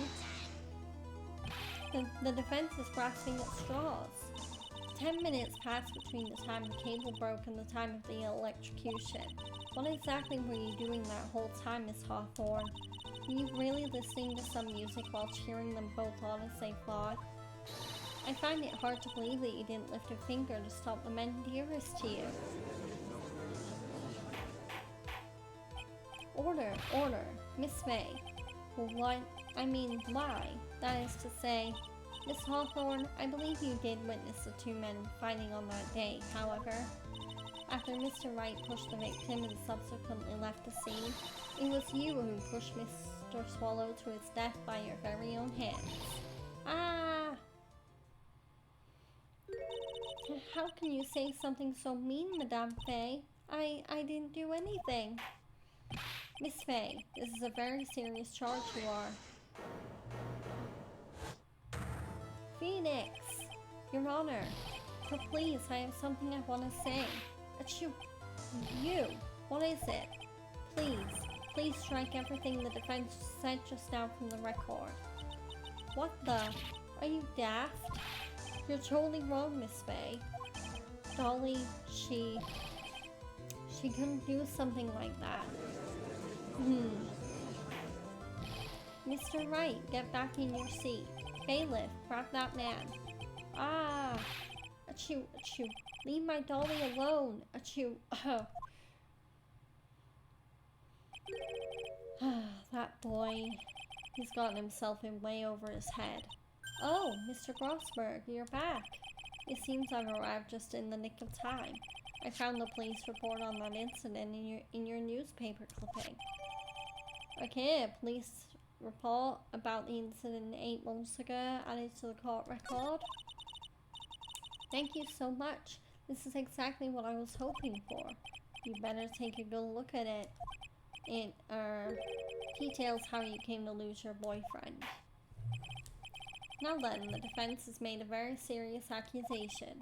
Mr. Payne, what do you have to say about this? Well, really, Your Honor. That is, May I interrupt you for just a moment, Mr. Prosecutor? Don't you worry, my dear. I have this situation well in hand. That is, could go right ahead. Madame Faye, are you seriously accusing me of killing my sweet Dougie? Yes, I am. Not only am I saying you murdered Doug Swallow, but you also tried to pin the whole thing on your current lover, Phoenix Wright. I told you that you should let me handle this. Sorry, but please go ahead.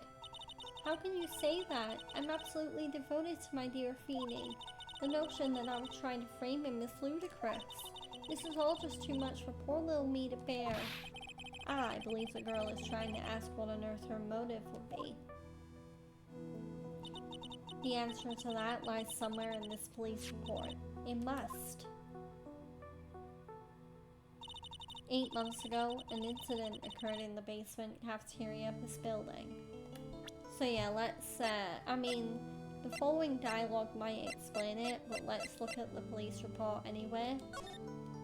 So, incident overview, District Courthouse Cafeteria, date time, August 27th, 4 p.m, victim, Diego Armando, occupation lawyer, suspect, Dahlia Hawthorne. Armando ingested poison while interviewing the suspect regarding another case. Traces of poison were found in the victim's coffee cup. No poison was found in the vicinity or on the suspect's person. It is unclear how the poison entered the victim's coffee cup.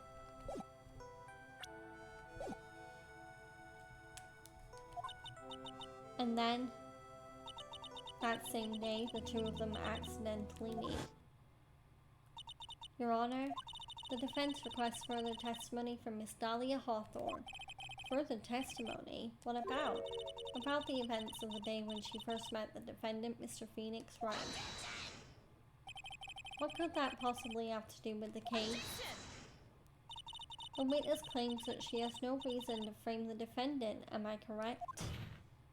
Well, I have evidence that suggests that she in fact had a very good reason.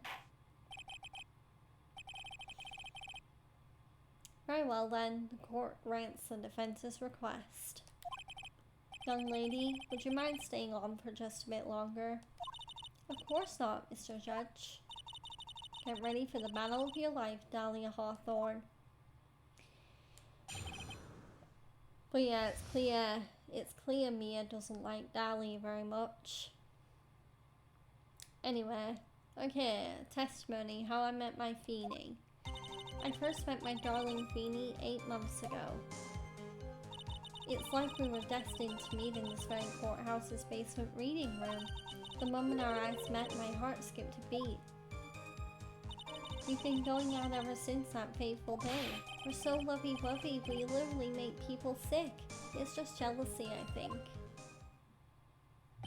Mr. Wright, do that again and you will be held in contempt of court. And now we enter the final act of our little drama. As we used to say in the days of my youth, go get her. Okay, cross-examination time. I first met my darling Feeny 8 months ago. Press. So until that time you have been dating Doug Swallow? Yes, I'm a real fool, I know. Letting my emotions change so quickly. I'm ashamed of myself. No, not at all. Look at me. I'm infamous for changing my mind. My critics have even taken to calling me Judge Fickle. Ho ho ho. Maybe you should look for a different line of work. Despite that, however, he always hands down the correct verdict. That's why some people also call him the Great Judge Genie. Okay, no,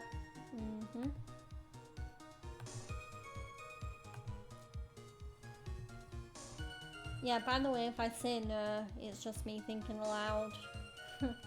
Yeah, I'm still peeking at my emails just in case the company that got in touch with me about a potential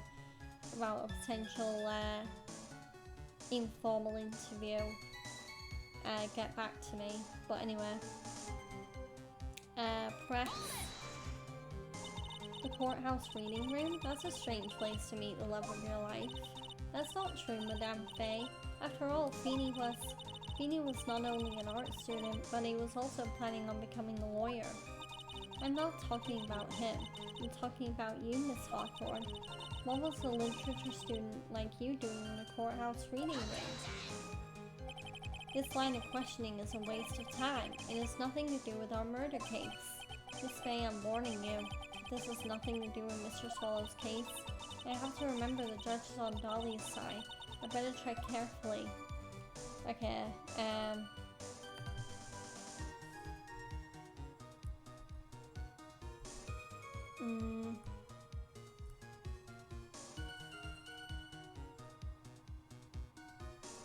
choose keep pressing. Okay.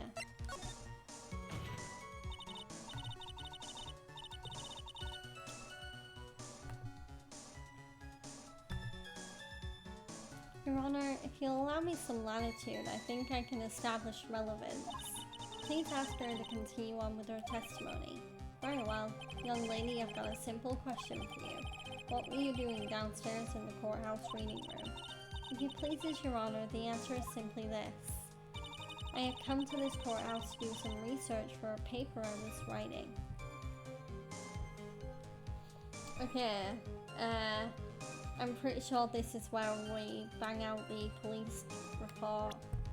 So let's go do that.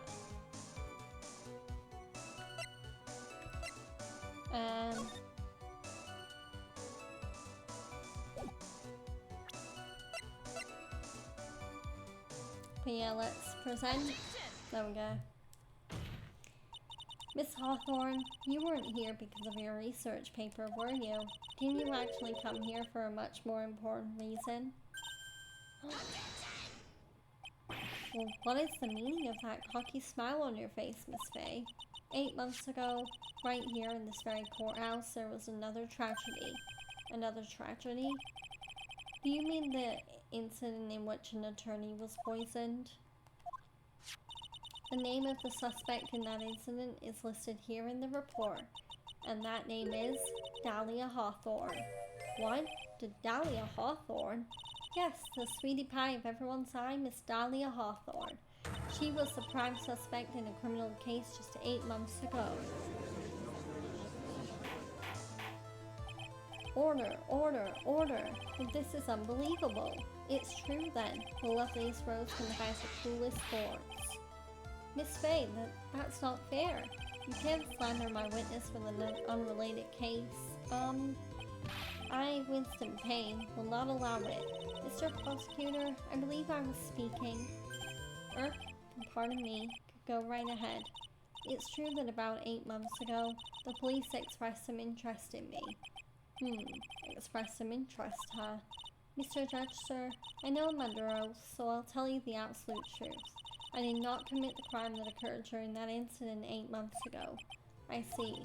Okay, I've tied the two crimes together. Now I've just gotta stay on the offensive. Well done, Mia. Oh, you've really lit a fire in my heart, and my buttocks. I can hardly tell which is more inflamed, my spirit or my hemorrhoids. Okay, new witness testimony, the poisoning. I met the lawyer who was poisoned to discuss something in the cafeteria that day. I left my seat for just a moment and that's when it happened. From what I heard, it was a liquid poison that is lethal at just 2 teaspoons. Not only that, I heard it was a very special kind of poison. So you see, I'm innocent. I wouldn't even know where to get a poison like that. Okay. So that's what happened here 8 months ago. However, as you've heard from the witness's testimony, she had nothing to do with it. I think the defense is just about out of tricks. I'm terribly sorry, Mr. Payne, but I'm afraid the defense has many more tricks up its sleeve today, and I'll be sure to show them to you before the end of this cross-examination. What What the? Why does the defense suddenly feel stronger? Aha! Mia, you're glowing with a true lawyer's aura, my dear. That proud posture and self-confidence is absolutely smashing.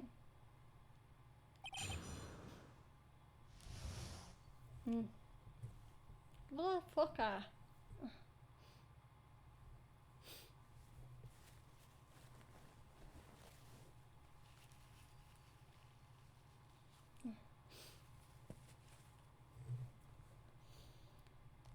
Okay,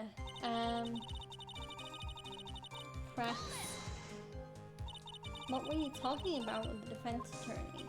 Well, I'm sorry, but that's confidential. According to the report, you were being interviewed regarding another case. The lawyer that was killed. He said he wanted to talk about an incident I was caught up in when I was younger. Why don't you tell us all about what that incident was? That has absolutely nothing at all to do with the case. Objection sustained. The defense's question is stricken from the record. You get involved in a lot of incidents, don't you, Miss Hawthorne? Well, I guess I was just born under a bad sign. Don't worry, Dolly. I'll protect you. You heard the man. Now that is true love, young lady. Oh, Feeny, please. Oh, those two really are making me ill, albeit for decidedly different reasons. Okay, press. How long were you gone? I've already answered all these questions for the police, but if you must know, maybe 10 or 20 minutes. And where were you during that stretch of time? Using the toilet? What are you saying, Miss Faye? Toilet? My perfect little Dolly doesn't poop. Ew. You heard the defendant, Miss Faye. Better luck next time. Oh, Feeny, please. The police have already looked into this whole matter. This line of questioning is nothing but a waste of the court's time. Okay.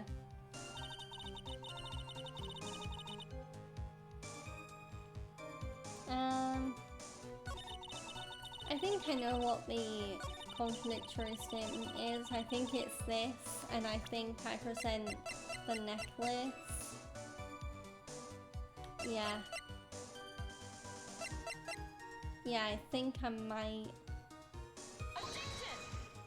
Oh no, it's too early. God damn it.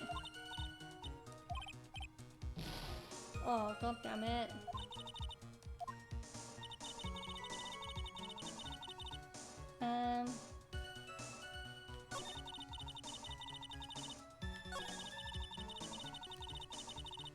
Okay, press. About how much liquid is 2 teaspoons? Well, let's see. My bottle of eye drop says it's half fluid ounce, which is equal to 3 teaspoons.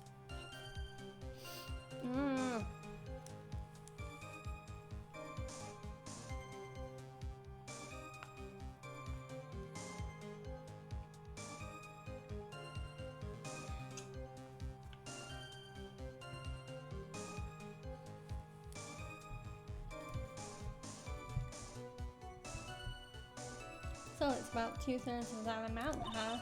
The poison was found in the lawyer's mug of coffee. It must have been after I left the table. Someone must have quietly slipped it in there. Press. Especially. Motherfucker! Fucking throat.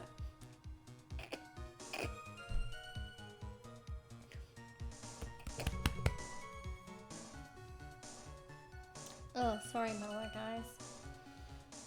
Oh, I don't know what's going on with my throat today. Oh. I mean, I think I do. I think I still have, like, cold-like symptoms. But I thought they'd gone away, and now all of a sudden they've flared up again. Oh, I can't catch a break. Anyway. Special kind of poison? How so? Well, I heard that it's almost impossible to detect. Oh, where would something like that come from?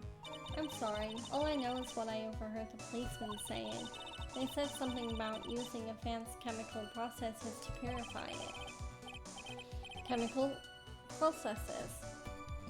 Well, that's quite impressive. Most impressive. The better question is, how did the criminal get something like that? Okay, press. And that's the reason they didn't arrest you? Because no one could show how you've gotten the poison? I think that's a good enough reason, Madame Faye.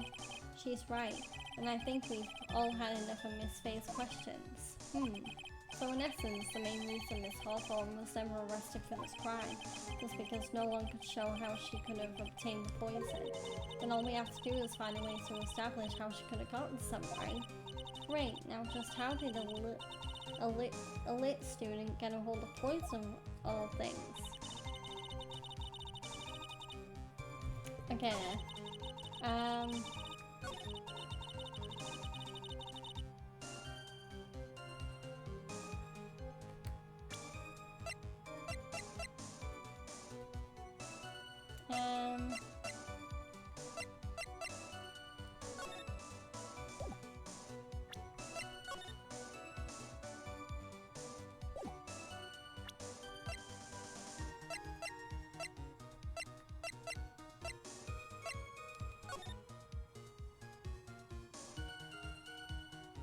Maybe it's the newspaper clipping, because Dahlia said she left, and yet the newspaper article said she was sat with the victim.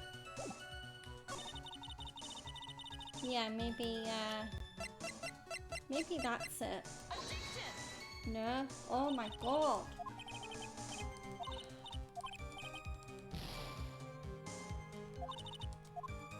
Okay. Motherfucker. Fucking itches and bitches. Anyway.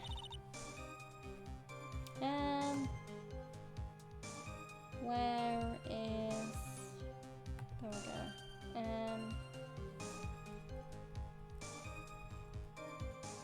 Statement... Oh yeah! How could I forget? Okay.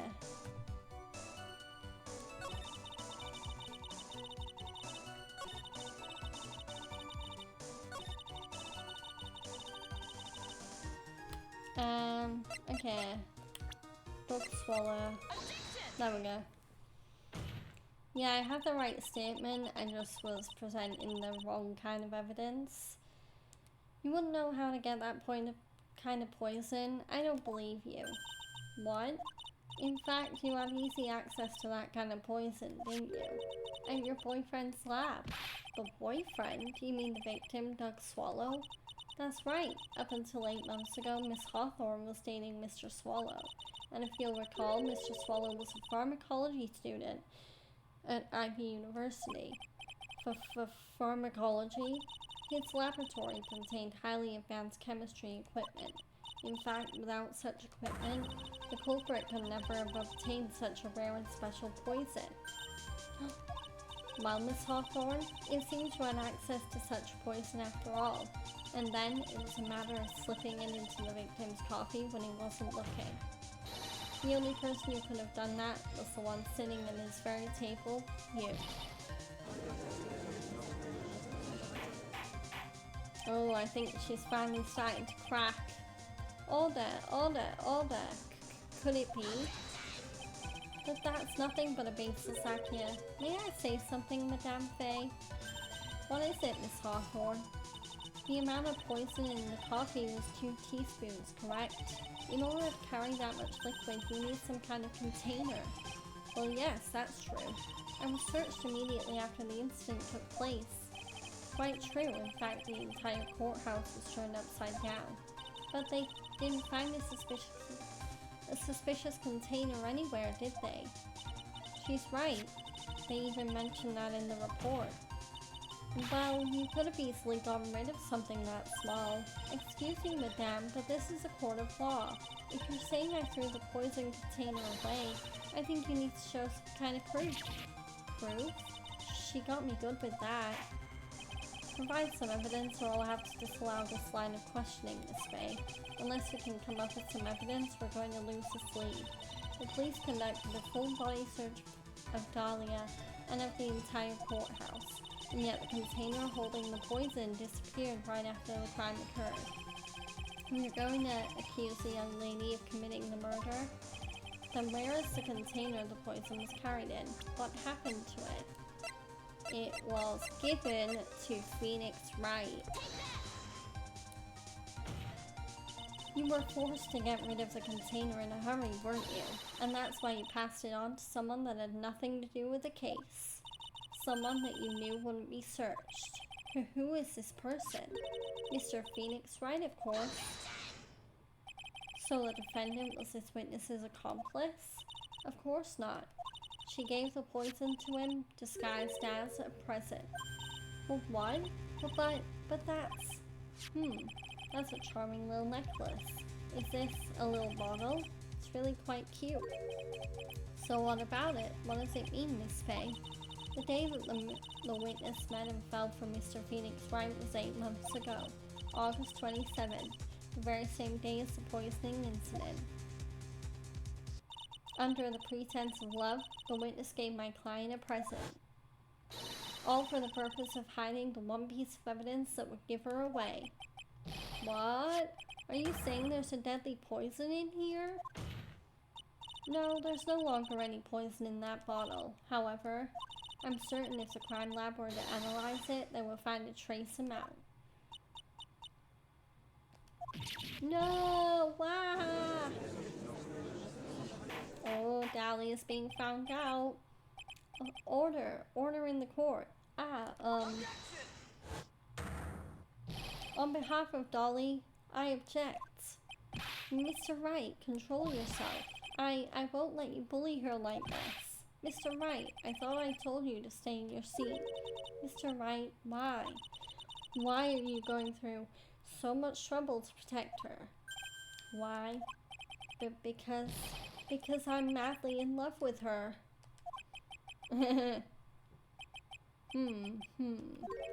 Madly in love.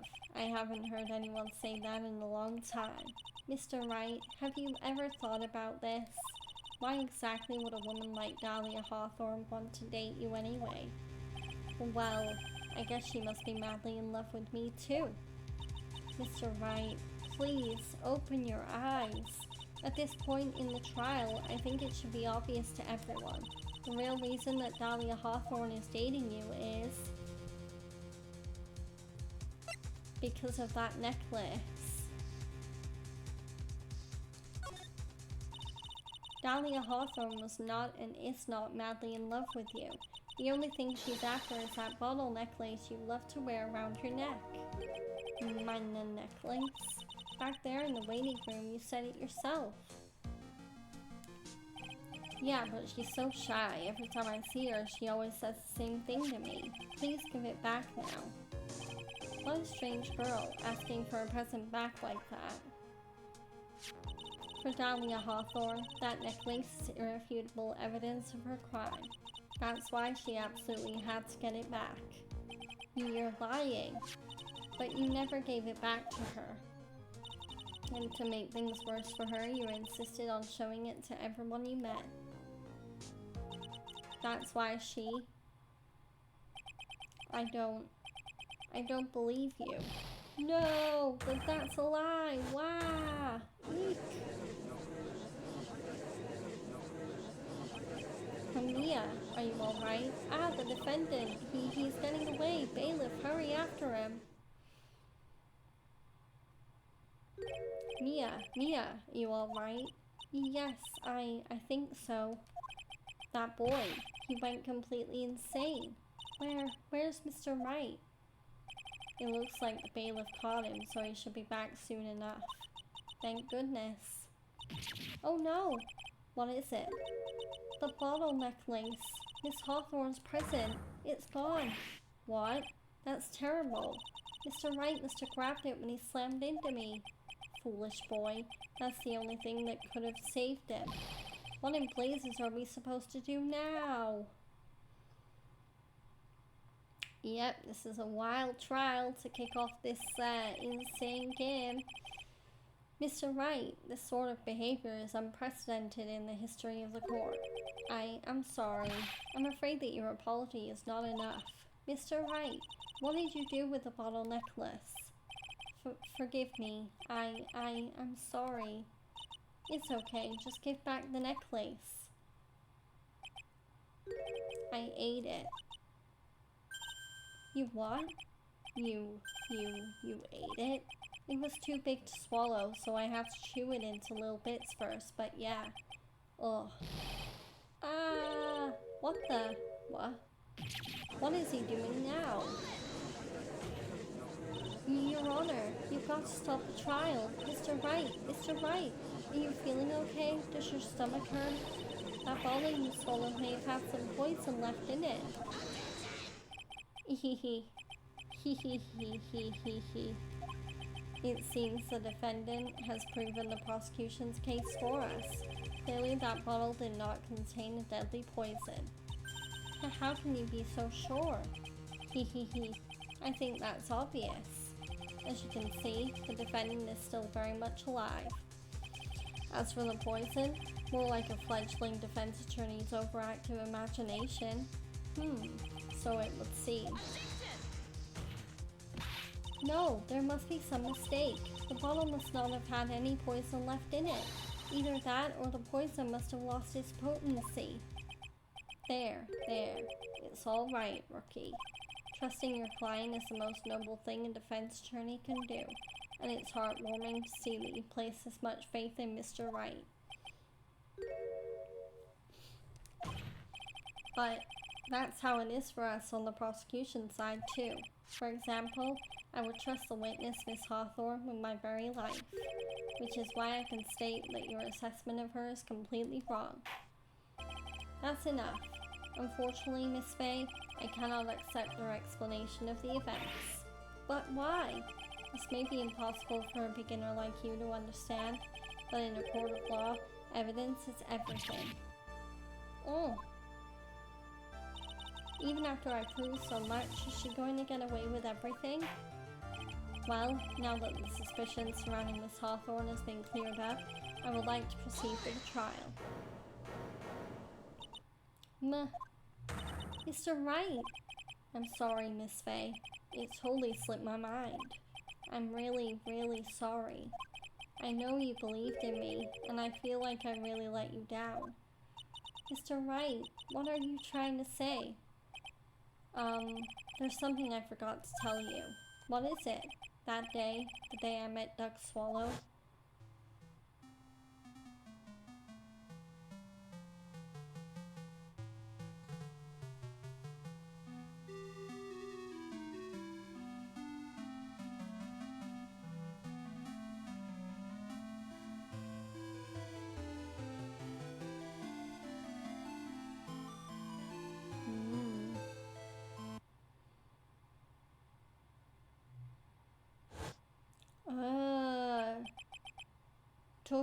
So Doug knew that Dahlia was into poison?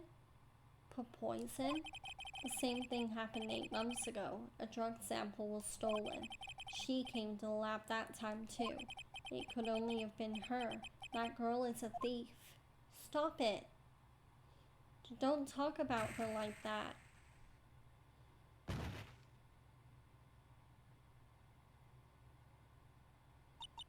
Is it true? Did he really say that? That's ridiculous. There's one more thing. After I pushed him that day, I got worried and came back to have a look. And she was there. Dolly was right there. She was crouched down next to him. What? She told me not to ever tell anyone about it, but I'm sorry, Dolly. Your Honor, this is the defendant is... Miss Fay, you tell him.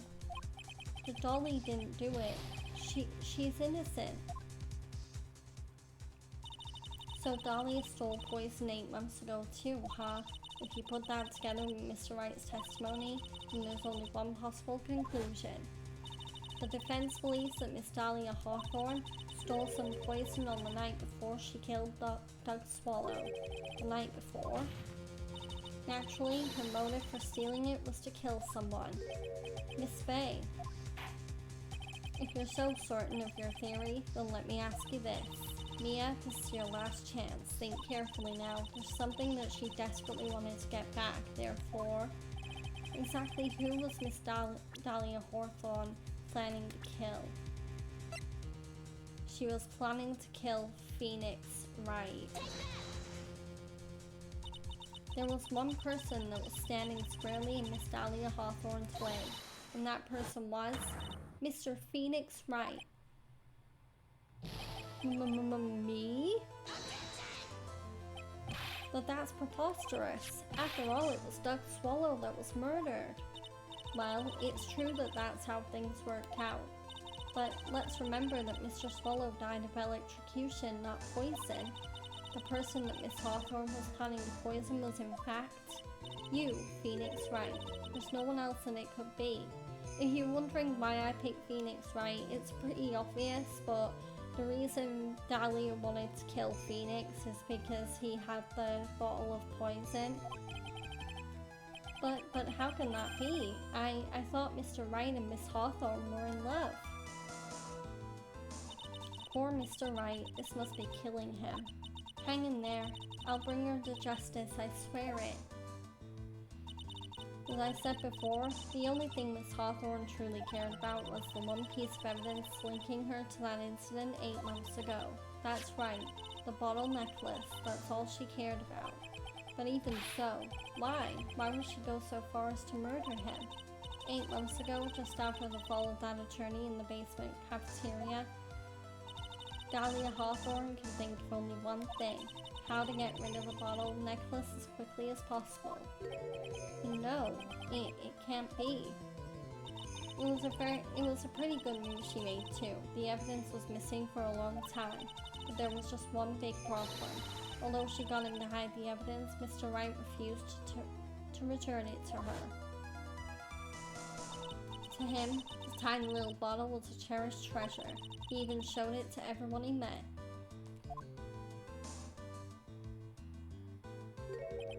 You mean that that's why she tried to kill Mr. Wright?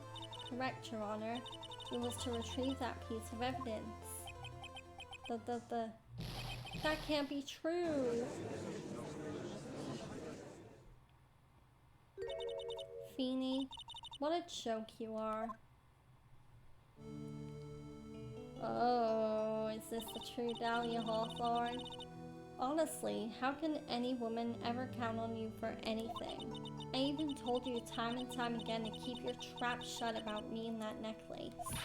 You disgust me.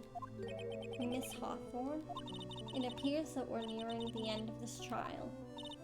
Fine, I can tell you plan on making me into a criminal no matter what I say.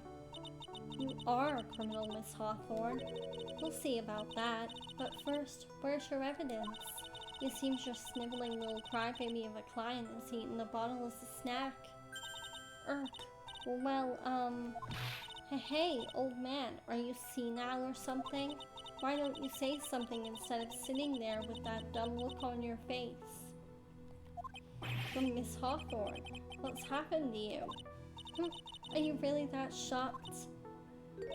Or do you prefer me this way, Mr. Judge? With absolutely no proof, you treat a voluntary witness like she's a mass murderer. Well, I have nothing more to say. I'll be heading home now if you don't mind. But we're not finished. Fine, then ask this nasty old hack to finish up already.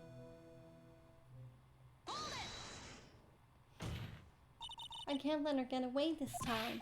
Stop, Mia. If you keep on pushing without any evidence, you could pay the ultimate price as a lawyer. The ultimate price? You'd be forced to take off your attorney's badge forever, I'm afraid. No. You'd better think it over carefully, Miss Faye. Or should I say, Miss Gray. Well, Miss Faye, can you provide evidence that would establish her guilt once and for all? If I mess up here, my career as a lawyer is over. But to be honest, at this point I don't have any evidence that's well-founded. Even so, I'd rather lose my attorney's badge than let her get away with murder. Your Honor, the defense would like to present proof. Impossible. You can't possibly... Stupid woman. It is the opinion of the court that there has already been enough discussion. Therefore, I will allow only one piece of evidence to be presented. Just one?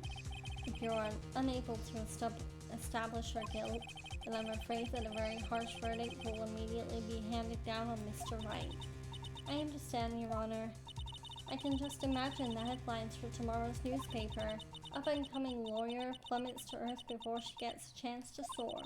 She was planning to poison Mr. Wright. If that's the case, then the poison was probably in there. Well then, Miss Fay, please present your evidence. Show to this court irrefutable proof that Miss Hawthorne was planning to poison Mr. Wright. Cold Killer X. There is only one other thing, apart from the necklace, that Phoenix Wright had in his possession that day, and it was his cold tablets, and I think Dahlia laced them with poison. Here it is, Your Honor, the evidence that will prove her guilt once and for all. Cold Killer X, Phoenix Wright's beloved cold medicine. He. Does our rookie defense attorney have a bit of a cold? If I did, I still wouldn't take this cold medicine. After all, it's been poisoned. Well, what? Remember what the defendant said in his testimony?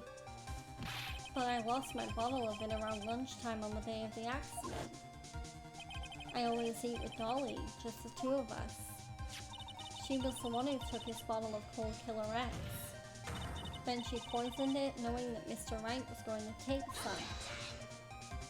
Now you're really grasping at straws. After all, it was the victim, Doug Swallow, that was holding the medicine. I would like the court to recall the crime that happened here 8 months ago. Where did Miss Hawthorne hide the evidence? Huh? What are you talking about? 8 months ago, the poison was hidden in her bottle necklace, which she then gave to someone else for safekeeping. Someone she had accidentally run into in the reading room, my client, Mr. Phoenix Wright. Yes, that's right. She did the same thing this time as well. After shoving the victim, Mr. Phoenix Wright left the scene of the crime. That is when the murderer, Dahlia Hawthorne, appeared. With her, she was carrying the poisoned bottle of Cold Killer X. This, of course, was so she could carry out her plan to murder Mr. Wright. I believe she did testify that she was going to meet with the defendant. Yes, and she heard and saw everything that happened at the scene of the crime, including what the defendant and victim were arguing about and the cut electrical cable. That's when she realized, I can't allow Doug Swallow to live. She used the severed electrical cable to silence him forever. Unfortunately for her, this is when the problem occurred. Mr. Wright, who she thought had left the scene, came back to check on the victim, and on top of that, because of the power outage, some students showed up as well. It's hardly any wonder that she was, as she put it, in a state of panic.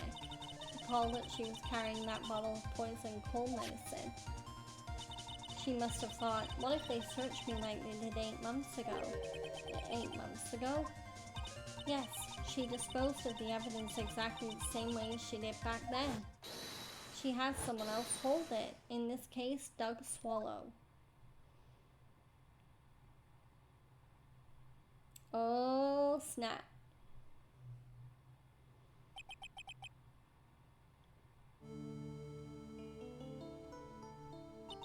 Oh, come on now, everyone. Surely you aren't fooled, are you?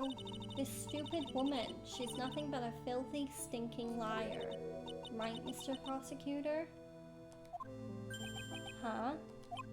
Yes, that's exactly right. It's just pure desperation. I wonder which one of us is the desperate one. So, Miss Hawthorne, this cold medicine, I wonder if you wouldn't mind taking some. Huh? Well, Mr. Wright ate that necklace of yours, right? Now it's your turn to prove your innocence. What do you say? If I'm just a filthy, stinking liar, then there's no need to worry. So come on, show us. I dare you to take some of the medicine right now. Mia Fey. Oh, do you think you've won? Well, do you, Mia Fey? Heh heh heh heh heh. That's just fine. For the time being, victory is yours. For the time being? Well, I have a very long memory, you know. You and I will meet again. I'm certain of it. Huh? Well then, Mr. Judge, I'll see you later too, okay? Huh? Why? Yes. I'm going to go spend a little quality time with the men in blue now. I wish you all the best.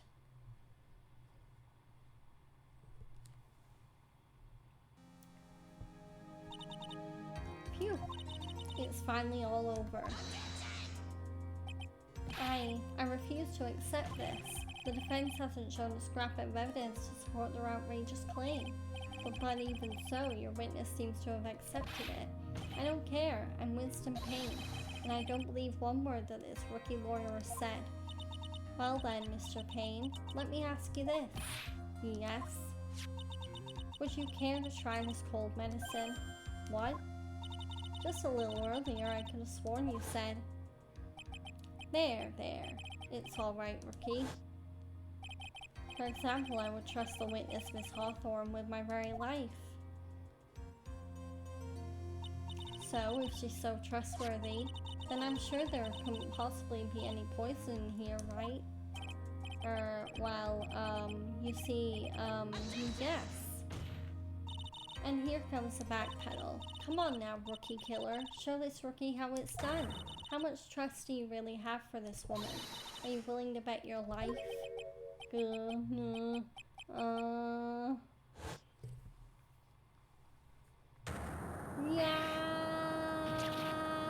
My hair is flying off, my beautiful hair. No. Oh, it's Paul Toupee. Mr. Payne, about Miss Dahlia Hawthorne. Yes, Your Honor. I'll file papers for her immediate arrest. Tragic, but not surprising. I knew there was something sus about her from the very beginning. Don't lie, just admit you were wrong. By the way, Miss Faye. Yes, Your Honor. Was it just me, or did you and Miss Dahlia Hawthorne seem to know each other? Your Honor, whether we did or not has no bearing on this case. Very well. Mr. Payne? This can't be happening. It's a nightmare. It's like losing to my daughter. It appears Mr. Payne has lost his spirit along with his hair. Does the defendant have anything further to say? It can't be true. My dear... Golly! Achoo. Very well then. I believe I am ready to pass judgment and bring this trial to an end. The court finds the defendant Phoenix right? Not guilty! Yay!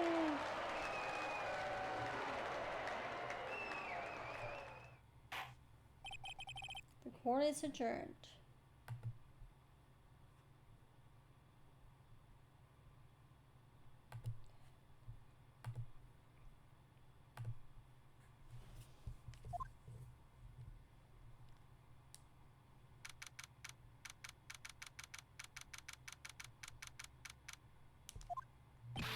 Mia, you were wonderful in there.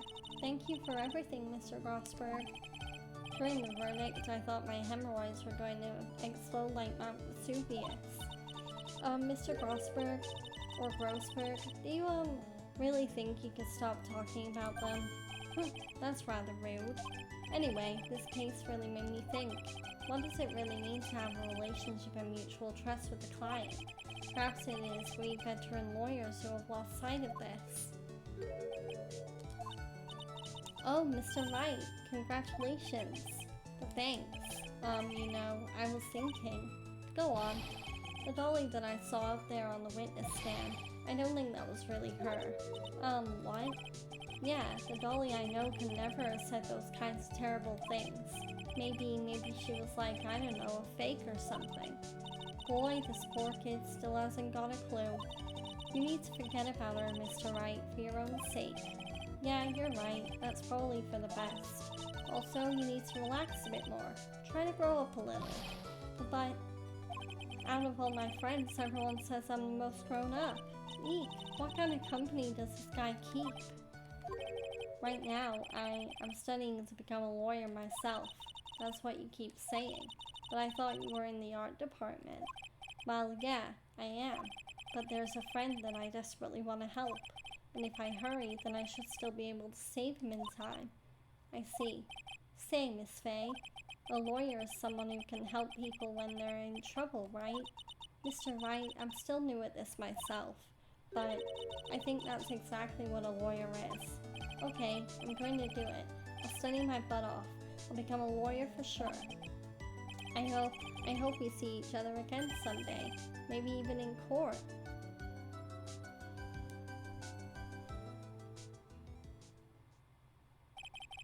It's been 5 years since I was acquitted of all charges. I became a lawyer like I planned and managed to save my friend, but Mia has passed on to a better place. For me, this trial brings up a lot of painful memories, but it also brings up some very precious ones, and memories that I thought would never rise to the surface again. Mia is gone now, but even so, I can hear her in my mind. Phoenix, no matter what, always believe in your client. In a court of law, your greatest weapon is your belief. 5 long years. Something has happened that's made me think back to her words of wisdom, but that is a story for another day. And that is that. That was the first case of what is no doubt going to be an amazing game. And we are now going to start a brand new case. Although I don't know how far I'm going to get into it, because yeah, I think I just need to maybe go on vocal rest for the rest of the night, because no matter how much I drink, my throat doesn't seem to be healing. In fact, it seems to almost be getting worse. So yeah, I think I'm gonna have to make this a slightly shorter than usual stream. Well, actually, it's actually my average time. Although I have been trying to do longer streams lately. But yeah.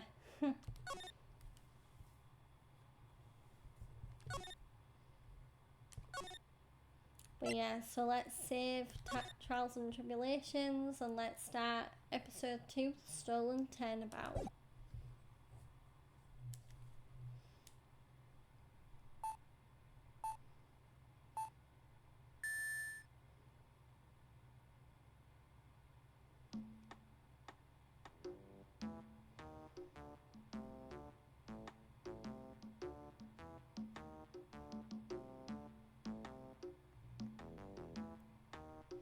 Oh, that looks like Gumshoe.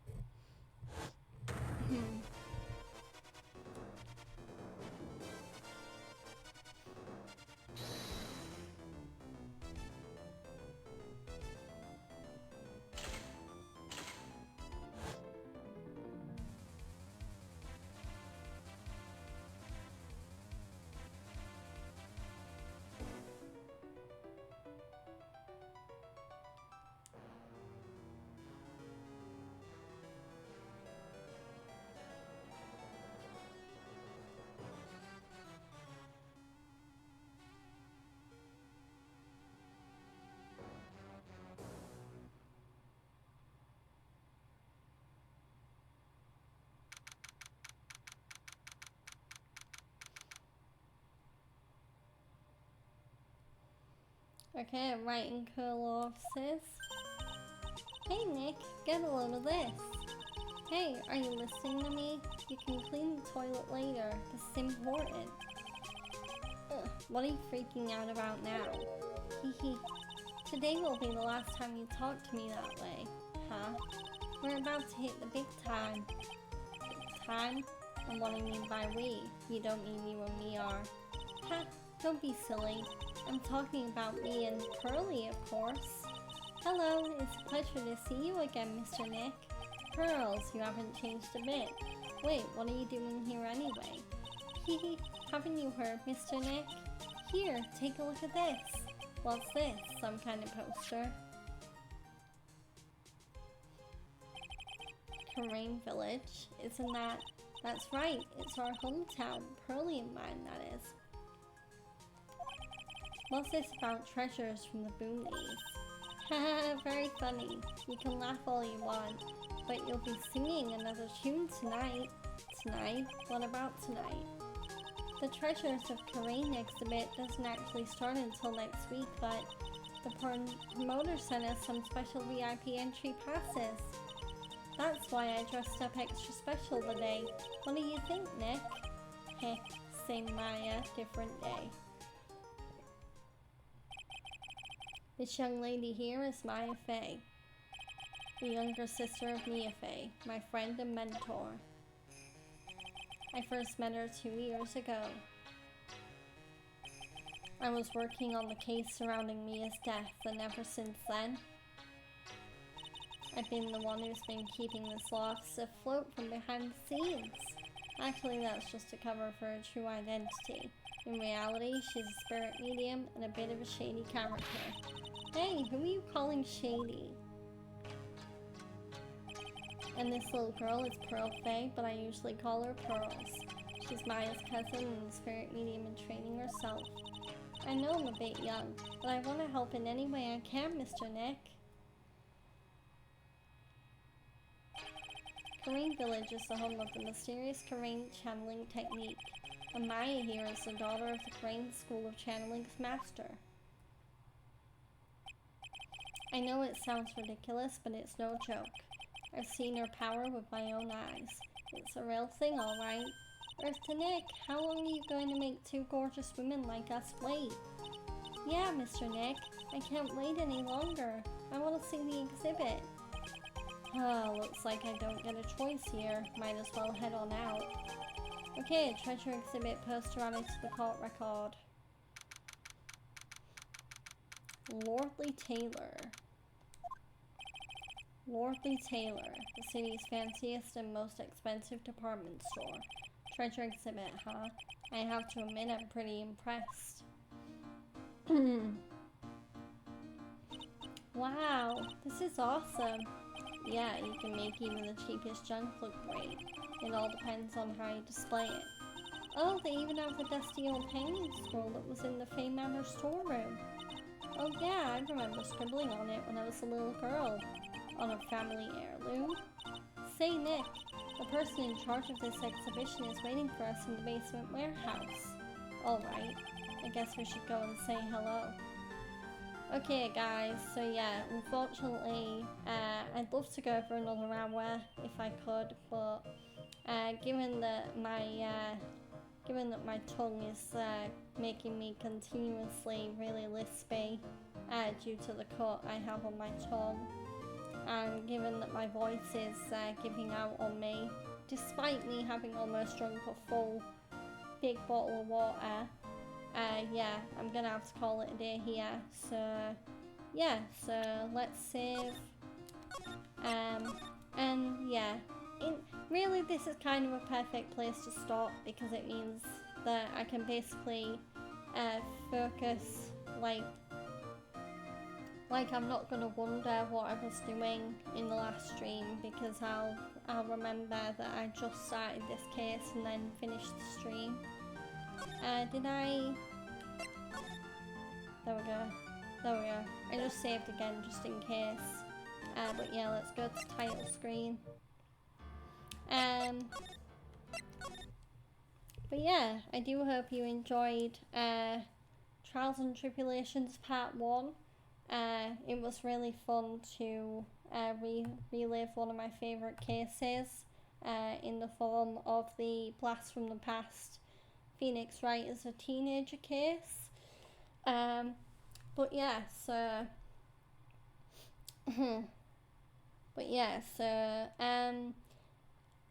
yeah, so I'll have to see, like, because I'll have to see what time my interview ends up being tomorrow. I hope it's even happening tomorrow, because at this point I don't even know what's happening with the interview anymore, because yeah, because basically I've been put in one of those situations where it's like a real short notice interview. Like, they got in touch with me about it on Friday, and then I got back to them trying to organise it on Friday, and it's now after, like, they'll have gone home from work for today. So yeah, but yeah, I'll just have to wait and see, and then what will be. But either way, I should still be streaming tomorrow. I just don't know whether it's going to be the usual time or whether I might have to start stream a little bit later. But I will see. But yeah, so yeah.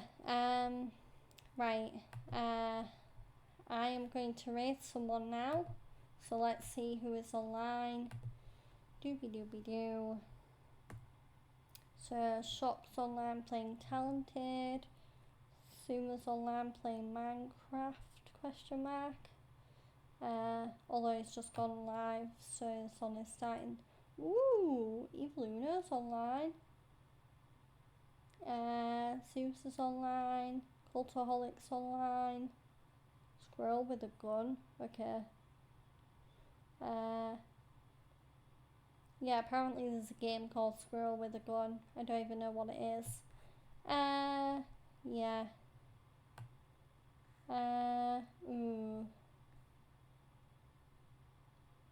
Yeah, I'm gonna rate Chugs. Just cause, yeah, I'm gonna rate Chugs. Just cause, the rest of my streamers that I'm following are either playing games that I'm not really interested in watching, or they're doing reruns of old videos. So yeah, I'm gonna rate Chugs because he's playing some Silent Hill 2 remake. So given that he's probably relatively quite far into the game now, I might have to say hi and then rush right off. But yeah, also I love that he's playing it with his room in total darkness. Gosh, he's brave. But yeah, let's go raid Chugs. Yeah, so I will update you all on when stream's gonna start tomorrow. I just really hope that this job isn't gonna mess me about, where they're gonna get in touch with me tomorrow and like give me no notice whatsoever for an interview, because that would kind of suck. But I'll see.